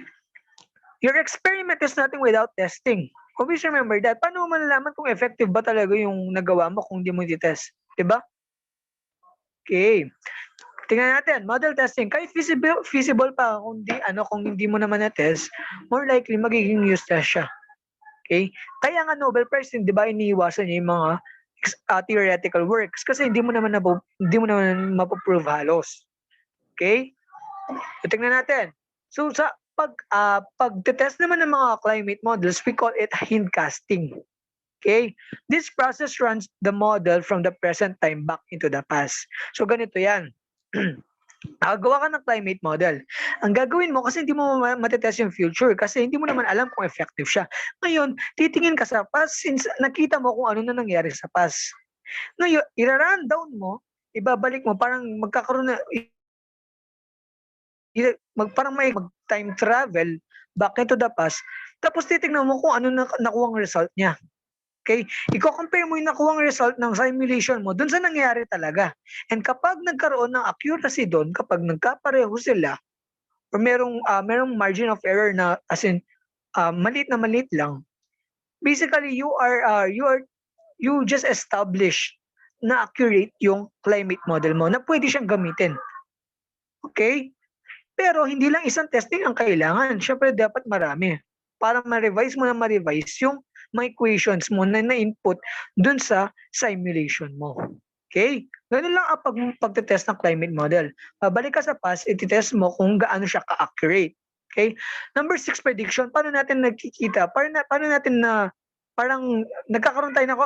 nagkakaroon ng conclusion from climate models? Once a climate model can perform well in hindcasting test, its results for simulating future climate are also assumed to be valid. Okay? To project climate into the future, the climate forcing is set to change according to a possible future scenario. Scenarios are possible stories about how quickly the human population will grow, how land will be used, how economies will evolve, and the atmospheric conditions that would result for each storyline. So natapos ka na sa testing.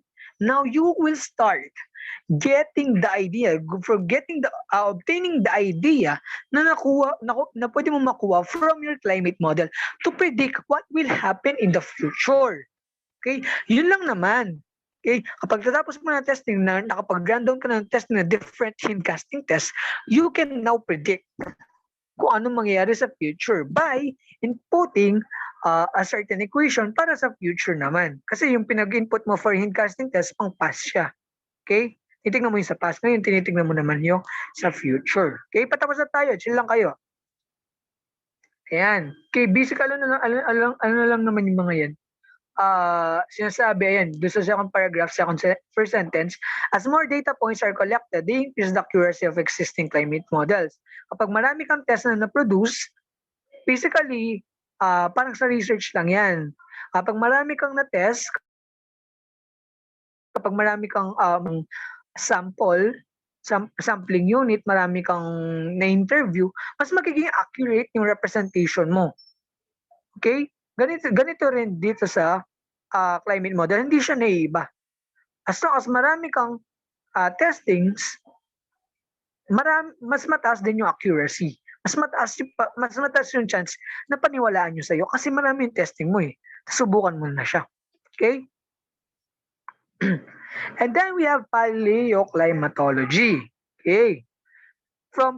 Di ba yung climate models, we are predicting the future. Ngayon, let's go back into the past. Okay? Paleoclimatology, this is the study of past climates with the use of different geologic evidence such as rocks, fossils, ice, and others. Okay? Ngayon, kung paleoclimatology from paleo, which means ancient, and climatology, which is the study of climate, we are studying the climate of the past. Yun lang ang meaning ni paleoclimatology. Okay? Then we have these words. Okay? Siguro narinig niyo na to pero sa ibang bagay. Una is archives. These are any geologic or biological presence that serves as media for the preservation of proxy indicators. Ang proxy indicator naman, this is a biological, chemical, or physical signature preserved in the rock, in rocks, sediment, or ice records that act as a fingerprint of something in the past, like climate. So, sige, explain natin. Si proxy indicator, basically, this is any material from the past na nakakatulong para pag-aralan natin yung climate from the past, ng mga panahon yon, kung kailan sila nagawa, kung kailan sila naapekto ng climate. Yung archives naman, ito yung nagsisilbing medium. Okay? Ito yung nakakatulong para ma-preserve yung proxy indicator. Parang ganito, proxy indicator para siyang fossil. Kasi ito yung mismong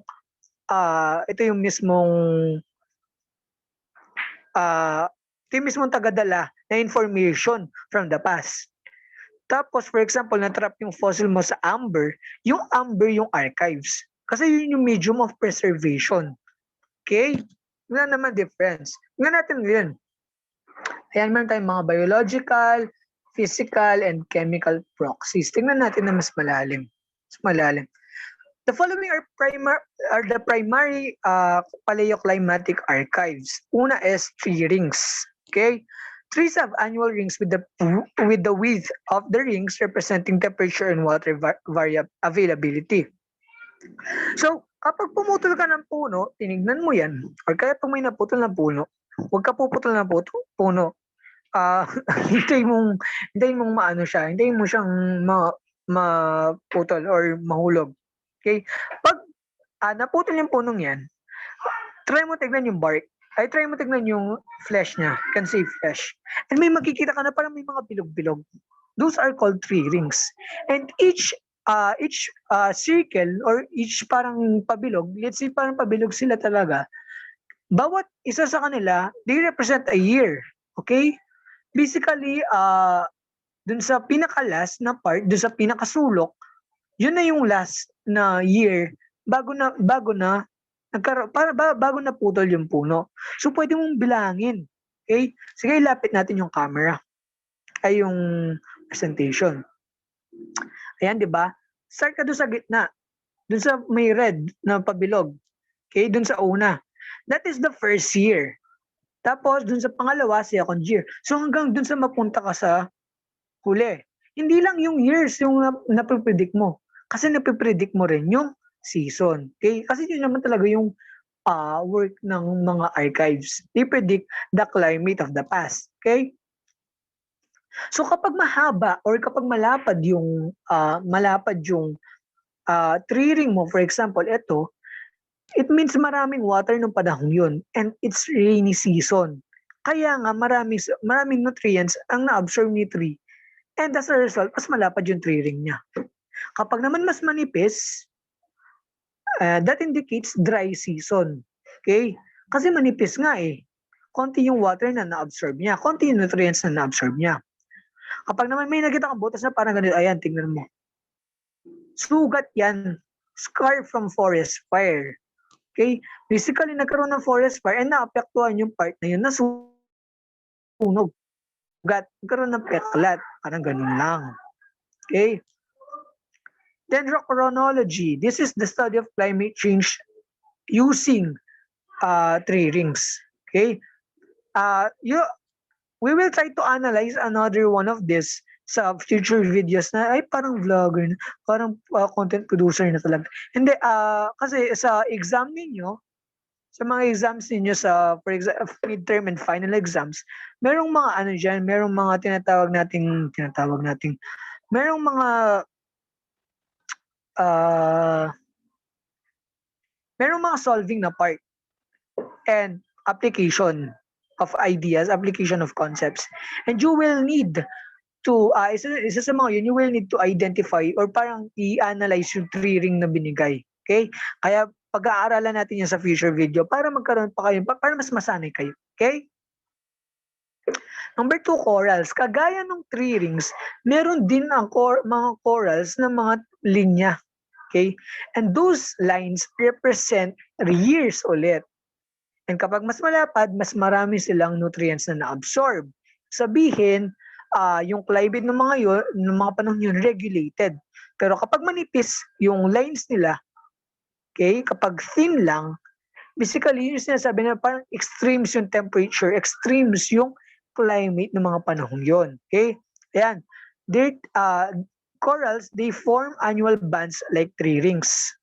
Their thickness represents temperature, water clarity, and nutrient availability, while their chemistry represents temperature and rainfall. Ayan, kung makikita nyo, nabuo yung coral noong 1994. Ayan yung density niya, makikita mo yung parang element of the diagram. Pag sobrang black, mataas yung density, so that represents something about temperature and yung ang tawag din, yung rainfall ng mga panahon yun. Pero kapag medyo white na siya, ayun, basically, high yung density niya and that also tells something about the temperature and rainfall during that period. Kaya yan, 1994 hanggang 2013, yung coral na yun. Okay? Number 3, sediment cores. Ngayon, from corals, we will now get the sediment cores. Kapag sabi mo sediment, di ba, this, kung natatandaan nyo yung module 2, these are scraping off of something. Kapag nagkiskisan yung dalawang bagay, kakaroon na sediments. Okay? Sa ano naman, sa mga, basically, sediment cores na tinutukoy natin ay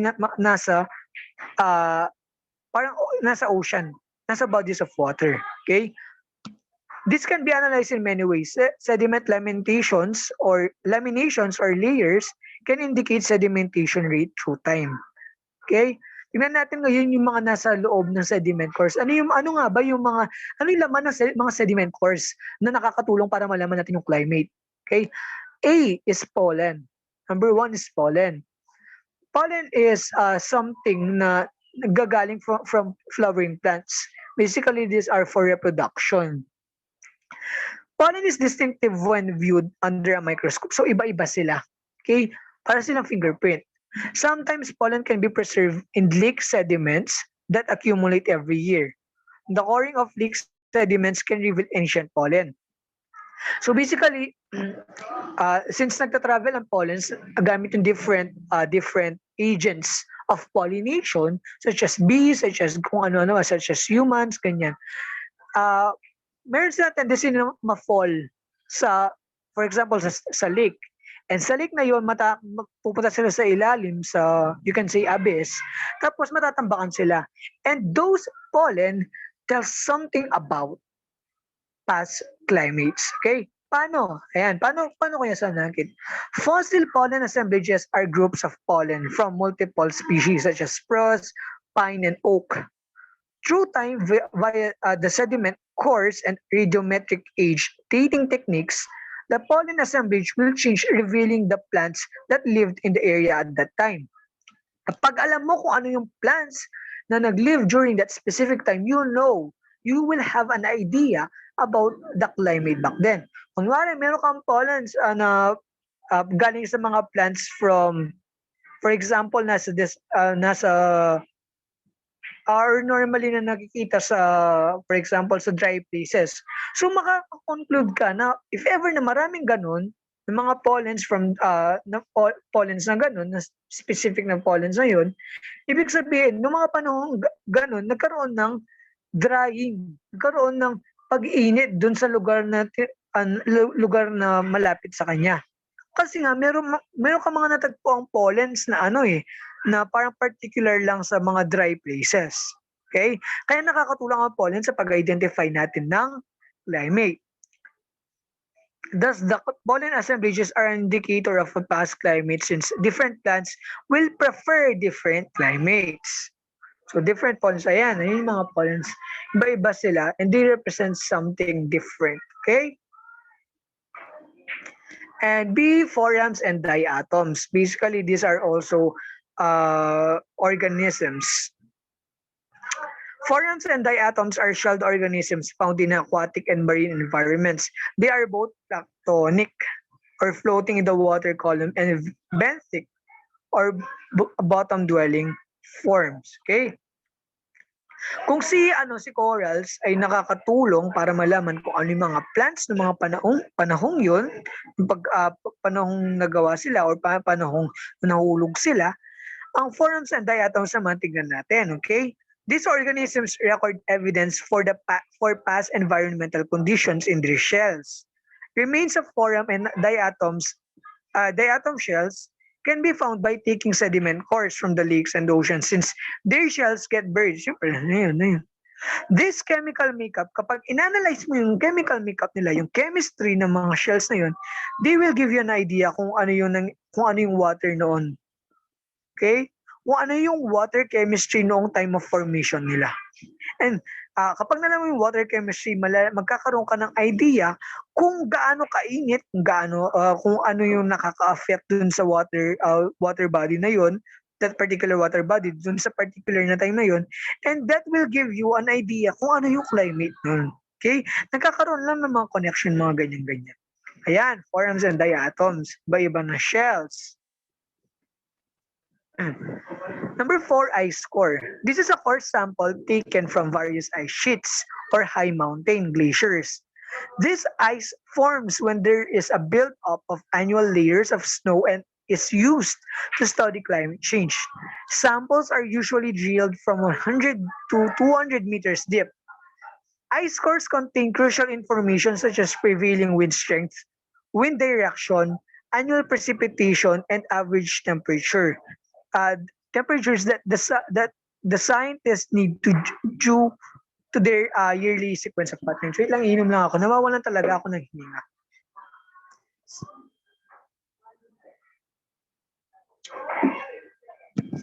So, you can rest muna. You can have a rest para mo yung eye mo, ma-preserve yung mga eyes mo.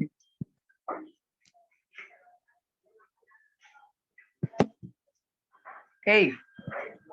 May natin diagram para makita natin. Ayan ang ice cores. Dinidrill yan from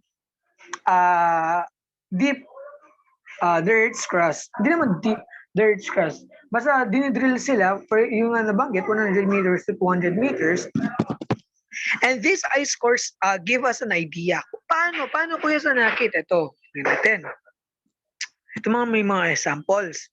Strong winds that came to the sea onto the glacier or ice cap would give increment levels of sodium chloride or salt. Depending on where the sea is in relation to the drill site, this indicates the wind direction and strength. So basically, ang strong winds, nagka-carry din sila ng mga matter, di ba? And kasama doon is yung tinatawag natin sodium chloride or salt. Okay? And yung salt na yon, basically, natatrap siya dun sa ice core. And syempre, kapag nakikita mo, di ba, yung parang direction, makikita mo yung direction niya eh. Yung ng salt, hindi lang siya isang direction, pero makikita mo yung dominant direction. And that will give you, kapag nakita mo yung salt, pag in-analyze mo yung salt content and kung paano yung pagkaka-configure nila, paano yung way of, you can say, parang na-solidify sila dun sa ice core mo, that will give you the idea of a wind direction, the wind direction and strength during the time of the formation of the ice core. Okay? Second example, a volcanic eruption will produce an increase in sulfur and acidity in the atmosphere, which will mix in the ice core. Siyempre, di ba, as we know, na nabanggit ko na rin kanina, volcanic eruptions give off gases, and those gases can produce acid rain. Okay? And acid rain, pwede siyang matrap, yung idea ng acid rain, pwede siyang matrap sa isang ice core. And that will give you, kapag in-analyze mo ang ice core na yun, bibigyan ka niya ng idea na you will rush to a conclusion na nagkaroon ng volcanic eruption nun, na nagkaroon ng acid rain, na nagkaroon ng global cooling. Okay? Big eruptions can have a short-term cooling effect on the world climate. Kaya nga, nabanggit ko. Because of the ashes blocking the sunlight in the atmosphere.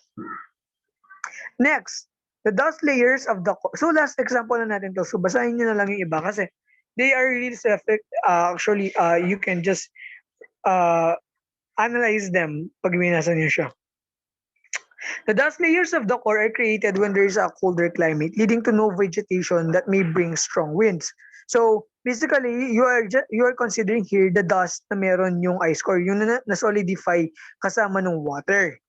And those specific layers, they will give you an idea that during that time of formation, you have a colder climate. Okay? And it will give you an idea. Kapag colder climate, it means it is an extreme of climate. And it will give you the idea na walang vegetation or minimal lang yung vegetation during that time. Okay? And then we have risk and impact. Second to the last subtopic. So madalian na lang tayo.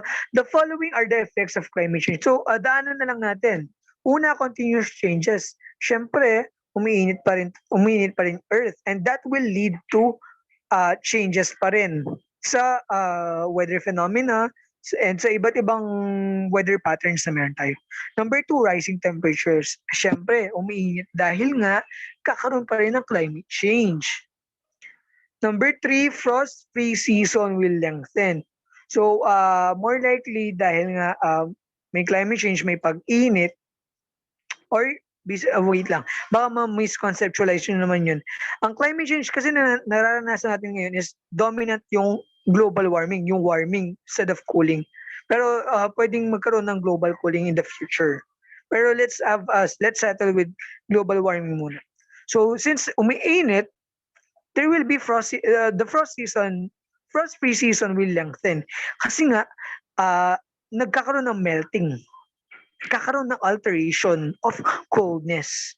And that will result to the lengthening of the frost-free season. Number 4, rising sea level. So, na-discuss na natin kanina. Number 5, Arctic and Antarctic are likely to become ice-free by mid-century. So ulitin natin, discuss ko na rin kanina, basically that's an idea. Dahil nga namamelt yung ice caps natin, yung mga ice sheets natin, nagiging, nababawasan yung ice. Syempre, nagmamelt, nagiging water, nababawasan yung ice. And may possibility na maubos yung ice ng Arctic and Antarctic as long as nagkaroon ng or naging continuous yung climate change. 6, more droughts and heat waves. Okay? Dahil nga may climate change, magkakaroon ng extremity sa temperature. And as a result, merong droughts and merong heat waves. Okay? El Nino, La Nina, yan. Magiging prominent yan. 7, ocean acidification. So, na-discuss na rin natin kanina. Ocean acidification is a risk of, is an impact of climate change and also isa rin siyang evidence. So, this was discussed by our teacher before. So, for you to know the difference between an effect and an impact. Kapag sabi ng effect, it is mostly short-term. Kapag sabi mong impact, this is the long-term effect. Okay? Actually, applicable kasi siya kaya napasok ko.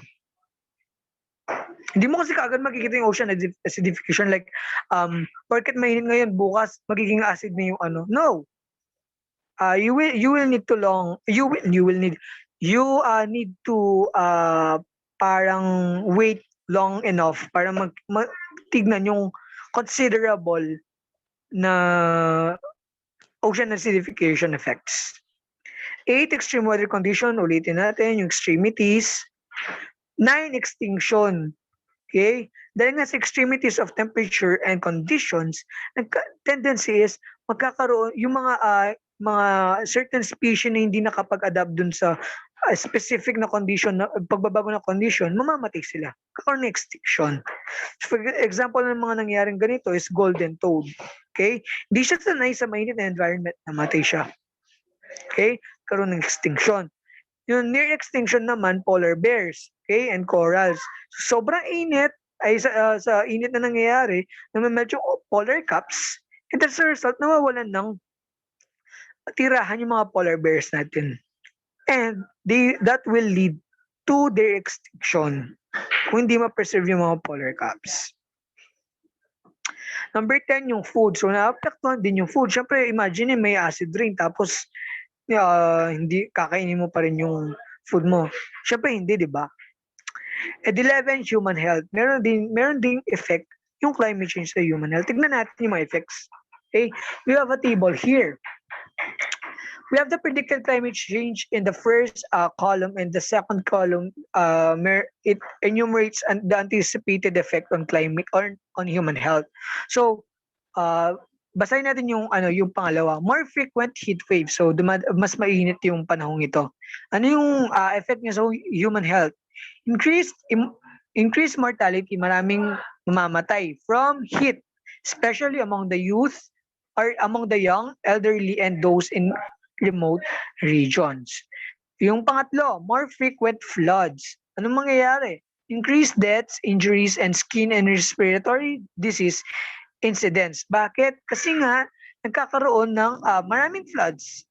And tingnan natin yung deaths and injuries. So deaths and injuries na dahil nga casualties from the floods. Meron mga nalulunod, meron nakukuryente, etc. And yung pangatlo, pang-apat, yung skin and respiratory disease, dahil nga dumami yung tubig, marami nga yung pangingitlugan yung iba't ibang insects. This is causing or parang tagadala ng mga diseases, ng mga viruses, ng mga bacteria, ng mga kung ano-ano pa. Dumadami. And as a result, dumadami rin skin conditions na result. And also respiratory kasi nga syempre, just imagine sa sobrang init tapos na let's say naging acidic yung atmosphere natin. Syempre that will lead to complications sa respiratory system natin. Okay? So ilan lang mga yan, pero you can read those specific things sa module. So and lastly, we have the last subtopic. So medyo napagod si Sir Sanakit. Wait lang, inom lang ako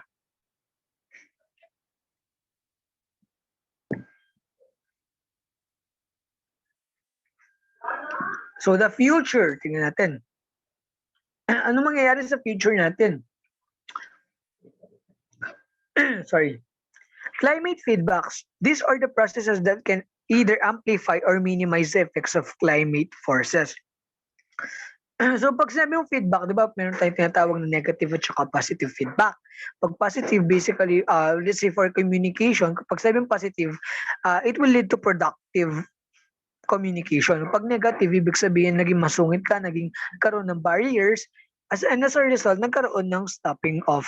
Parang naging na-minimize yung uh, na-minimize yung uh, communication mo. Okay? Meron din sa climate change ng ganyan. So, tingnan natin positive feedback mechanism.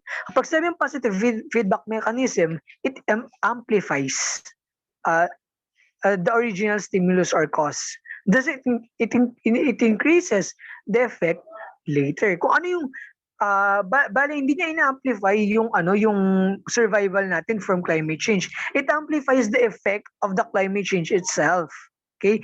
Kaya negative yung effect ng positive feedback mechanism, which is I can say na medyo ironic yung positive feedback mechanism. It results in negative effects sa atin. Okay, tingnan natin. The following are examples of positive feedback mechanisms. Yung number 1 lang. The loss of sea ice at the North Pole makes the area less reflective.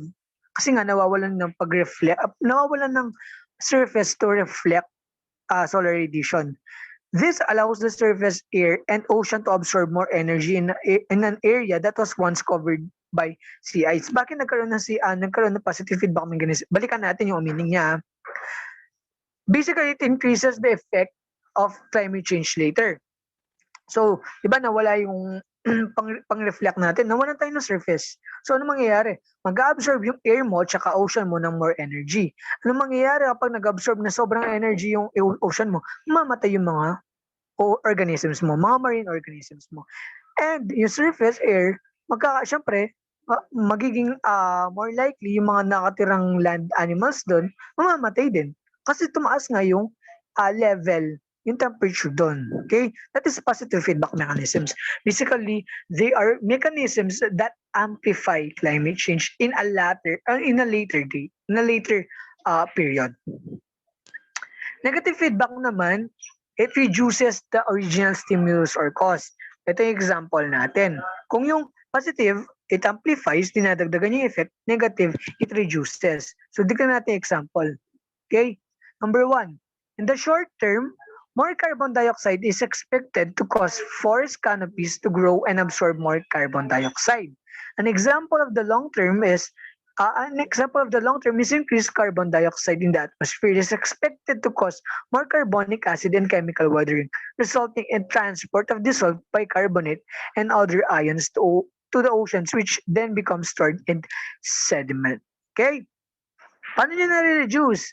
Una, tingnan natin yung part ng forest canopies. Basically, these are the highest portions of trees, highest parts of the trees. So, syempre mag-absorb sila ng carbon dioxide, it will negate climate change. Okay, papabagalin yung climate change kasi nga nag-absorb siya. Also, yun din yung nangyayari sa kapag na-store yung carbon dioxide. Diba? Kasi if you study geology, as in yung petrology talaga, you have rocks, I think that those are bicarbonate rocks. Okay? Those bicarbonate rocks store carbonic acid, and carbonic acid contains carbon. Siyempre, kaya ang carbonic acid eh. And siyempre, kapag na-store yun, mababawasan yung carbon dioxide sa atmosphere natin. And that causes the nullification of parang a portion of climate change. Okay? That's negative feedback mechanism. In general, we have two different strategies when it comes to dealing with climate change. We have two. Number 1 is mitigation. Pag sabing mitigation, we stop climate change. Or we can adapt to live dun sa world na yun. That's adaptation. So mitigation, we will stop the climate change. Adaptation, we will adapt dun sa climate change. Okay? So, yun lang naman yung idea. For example, ito, adaptation. Tignan natin example na adaptation. To protect against sea level rise and increased flooding, communities might build seawalls or relocate buildings to higher ground.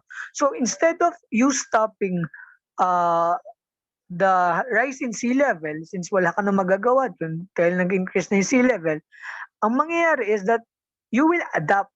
Okay, your community will adapt to that specific scenario. Ano nang gagawin? Magkakaroon ng relocation to higher ground. Okay? Para makapag-adapt kayo dun sa bagong situation na yon. Number 2, mitigation. You will now stop the process. You will try to stop. You cannot stop it, but you will just try it. Okay? This attempts to slow the process of global climate change, usually by lowering the level of greenhouse gases in the atmosphere. Planting trees that absorb carbon dioxide from the air and store it is an example of one such strategy. So to stop slow climate change, you need something. Okay? And one example is planting trees. Kapag nagplant ka ng trees, it will serve as a carbon sink. Basically, mag-absorb siya ng carbon. And that will slow the process of climate change. Okay? Yun yung mitigation. There are 2 ways in mitigating climate change. Number 1, you will reduce the greenhouse gas production. Or number 2, you will invent ways to get greenhouse gases out of the atmosphere. Okay? Bali number 1, you will just parang lilinisin mo yung ibubuga mong air bago pa man siya makaalis papunta atmosphere. Pangalawa, lilinisin mo naman yung air. Okay? Yun yung mitigation. And then we have this geoengineering or climate engineering processes. This is basically our future. Ito yung ginagawa natin para ma-solve yung climate change, okay? This is a deliberate large manipulation of the environment in an effort to solve or mitigate climate change. Ito yung mga approaches niya. Number 1, carbon capture and sequestration or CCS. This is the safest approach as it is the least invasive with respect to the Earth. The main idea in this case is to prevent the carbon release during emissions from ever getting in the atmosphere. Di ba nga nabanggit natin kanina, yung isang approach is bago pa man makaalis yung gas na ipoproduce mo dun sa, for example, sa factory, lilinisin mo na siya. Okay? Or kaya babawasan mo yung production ng gano'n. Gagawa ka na bagong technology para hindi ka na makapag-produce ng marami pang greenhouse gases. And yun yung idea ni carbon capture and sequestration. Basically, bago pa man umalis yung carbon dioxide from that specific facility, lilinisin mo na siya. That is an approach in geoengineering. Ayan. Ito meron tayong example. Tingnan natin. This is a cement manufacturing plant. Di ba nabanggit natin kanina na yung cement manufacturing is actually one of the leading causes, leading producers of carbon dioxide. So for us to mitigate climate change, we need to create technology, the carbon dioxide production of the cement manufacturing plants that we have. Ano nang gagawin? Ito yung technology na ginamit nila. We have carbon dioxide pipelines. So yung carbon dioxide from this specific factory, it will now run down. It will be connected to pipelines. And yung mga pipelines na yun, they will lead the carbon dioxide na na-produce to carbon sinks kung saan sila pwedeng ma-store. Ayan, for example, carbon dioxide storage in coal beds, carbon dioxide storage in saline aquifers, carbon dioxide storage in depleted oil and gas reservoirs, and carbon dioxide storage in salt bed. Okay?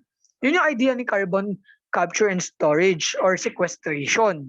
You will capture carbon dioxide and you will store them in a carbon sink to reduce the carbon dioxide in the atmosphere. Okay? Number 2, air capture. So ito naman, nasa air na mismo yung carbon dioxide. Ang gagawin mo, ito nga, sabi niya, putting the genie back in the bottle. Okay? Yung carbon dioxide, kukunin mo. Parang ginagawa mo kay genie kapag after mo na i-rub yung lamp, di ba kapag wala nang gagawin si genie, papasok na siya sa bottle. Ganun yung gagawin sa air capture. You will actively take carbon out of the atmosphere through, for example, reforestation. Okay? Kapag nag-reforestation ka, dadami yung carbon sinks which are for that specific context, yung mga trees, pag dumami yung mga trees, marami mag-absorb ng carbon, magkakaroon ng slowing down sa climate change process. Okay? And then you can also build artificial trees. Meron na tayong artificial trees that suck carbon out of the atmosphere more efficiently pa than than natural trees, okay? I think meron akong example dito. Ayan. Those are of artificial trees. Pero mas maganda naman na yung natural trees kasi nga, hindi lang sila isang function. They can absorb water, they can absorb carbon dioxide, they can provide shelter, they can provide shade, they can provide kung ano-ano pa. Okay? Pero we have this technology to let us amplify our action to mitigate climate change. Okay, malapit na tayo matapos. Number 3, ocean iron fertilization. Basically, ocean iron fertilization, you will drop iron content sa ocean. Bakit? Okay, basahin natin. This involves fertilizing the ocean by adding iron, which is a limiting nutrient for marine phytoplankton in otherwise very high productive regions of the ocean, such as the North Atlantic. In principle, this would enhance biological productivity and therefore lead to increased uptake of carbon dioxide by the upper ocean. Okay, kapag naglagay ka ng iron dun, it will enhance biological productivity. Dadami ngayon yung organisms. And kapag dumami yung organisms, maraming ring mag-absorb. Remember that we are also carbon sinks. We are temporary carbon sinks. So kapag maraming organisms, mas maraming mag-absorb ng carbon dioxide. Okay? And that will help us, kahit temporarily lang, that will help us mitigate climate change. Okay? Yun yung idea ni ocean iron fertilization. And I think this is the last one. Okay? Last na tayo. Number 4, solar radiation management. Kung yung kanina about sa carbon, ngayon about naman sa solar radiation. Gagawa tayo ng ways para ma-reflect yung mga incoming solar radiation and less heat ang makapasok sa surface natin. Okay? Sign natin. This geoengineering process seeks to offset the warming effect of increasing greenhouse gas concentrations by reducing shortwave radiation received at the Earth's surface. There are a number of ways to do that. Some involve decreasing the amount of solar radiation reaching the surface. This might be thought of as effectively modifying the value of the solar constant, while others involve increasing the surface albedo. Para makita natin, tingnan natin yung diagram. Okay. Whitening of the roofs. Kapag white yung white yung roofs mo, white yung surface mo, it has a high tendency to reflect solar radiation. Kaya that is also a way to actually cause the reflection of solar radiation. And kapag nag-reflect ng solar radiation, anong mangyayari? Mababawasan yung heat na meron sa surface and ma-mitigate yung climate change. Okay? Ito pa, lightening the color of crop leaves.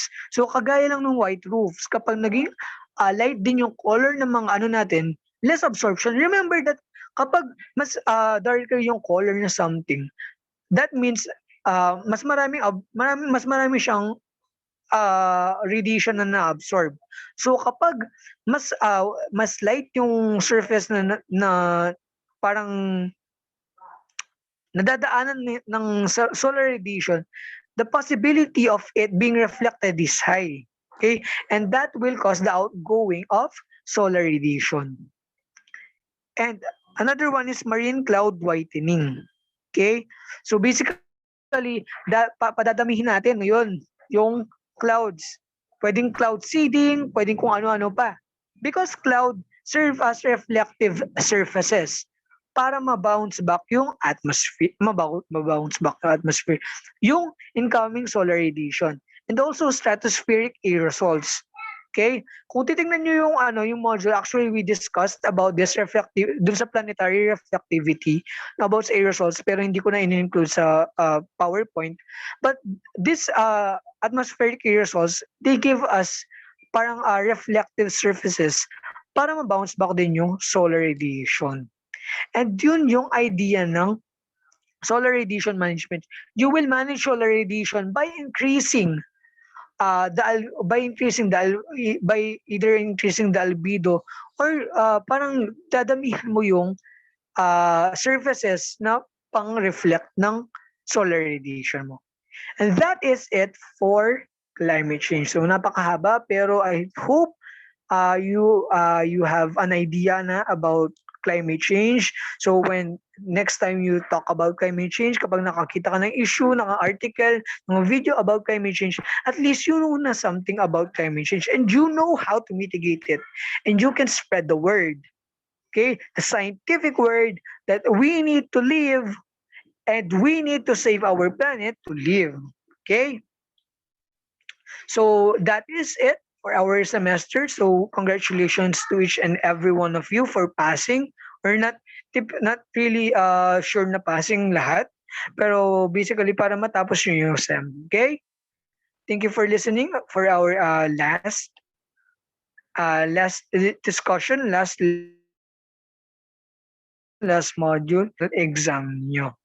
Thank you sa pakikinig. This has been Sanagit Katangkay. Sanagit Katangkay out.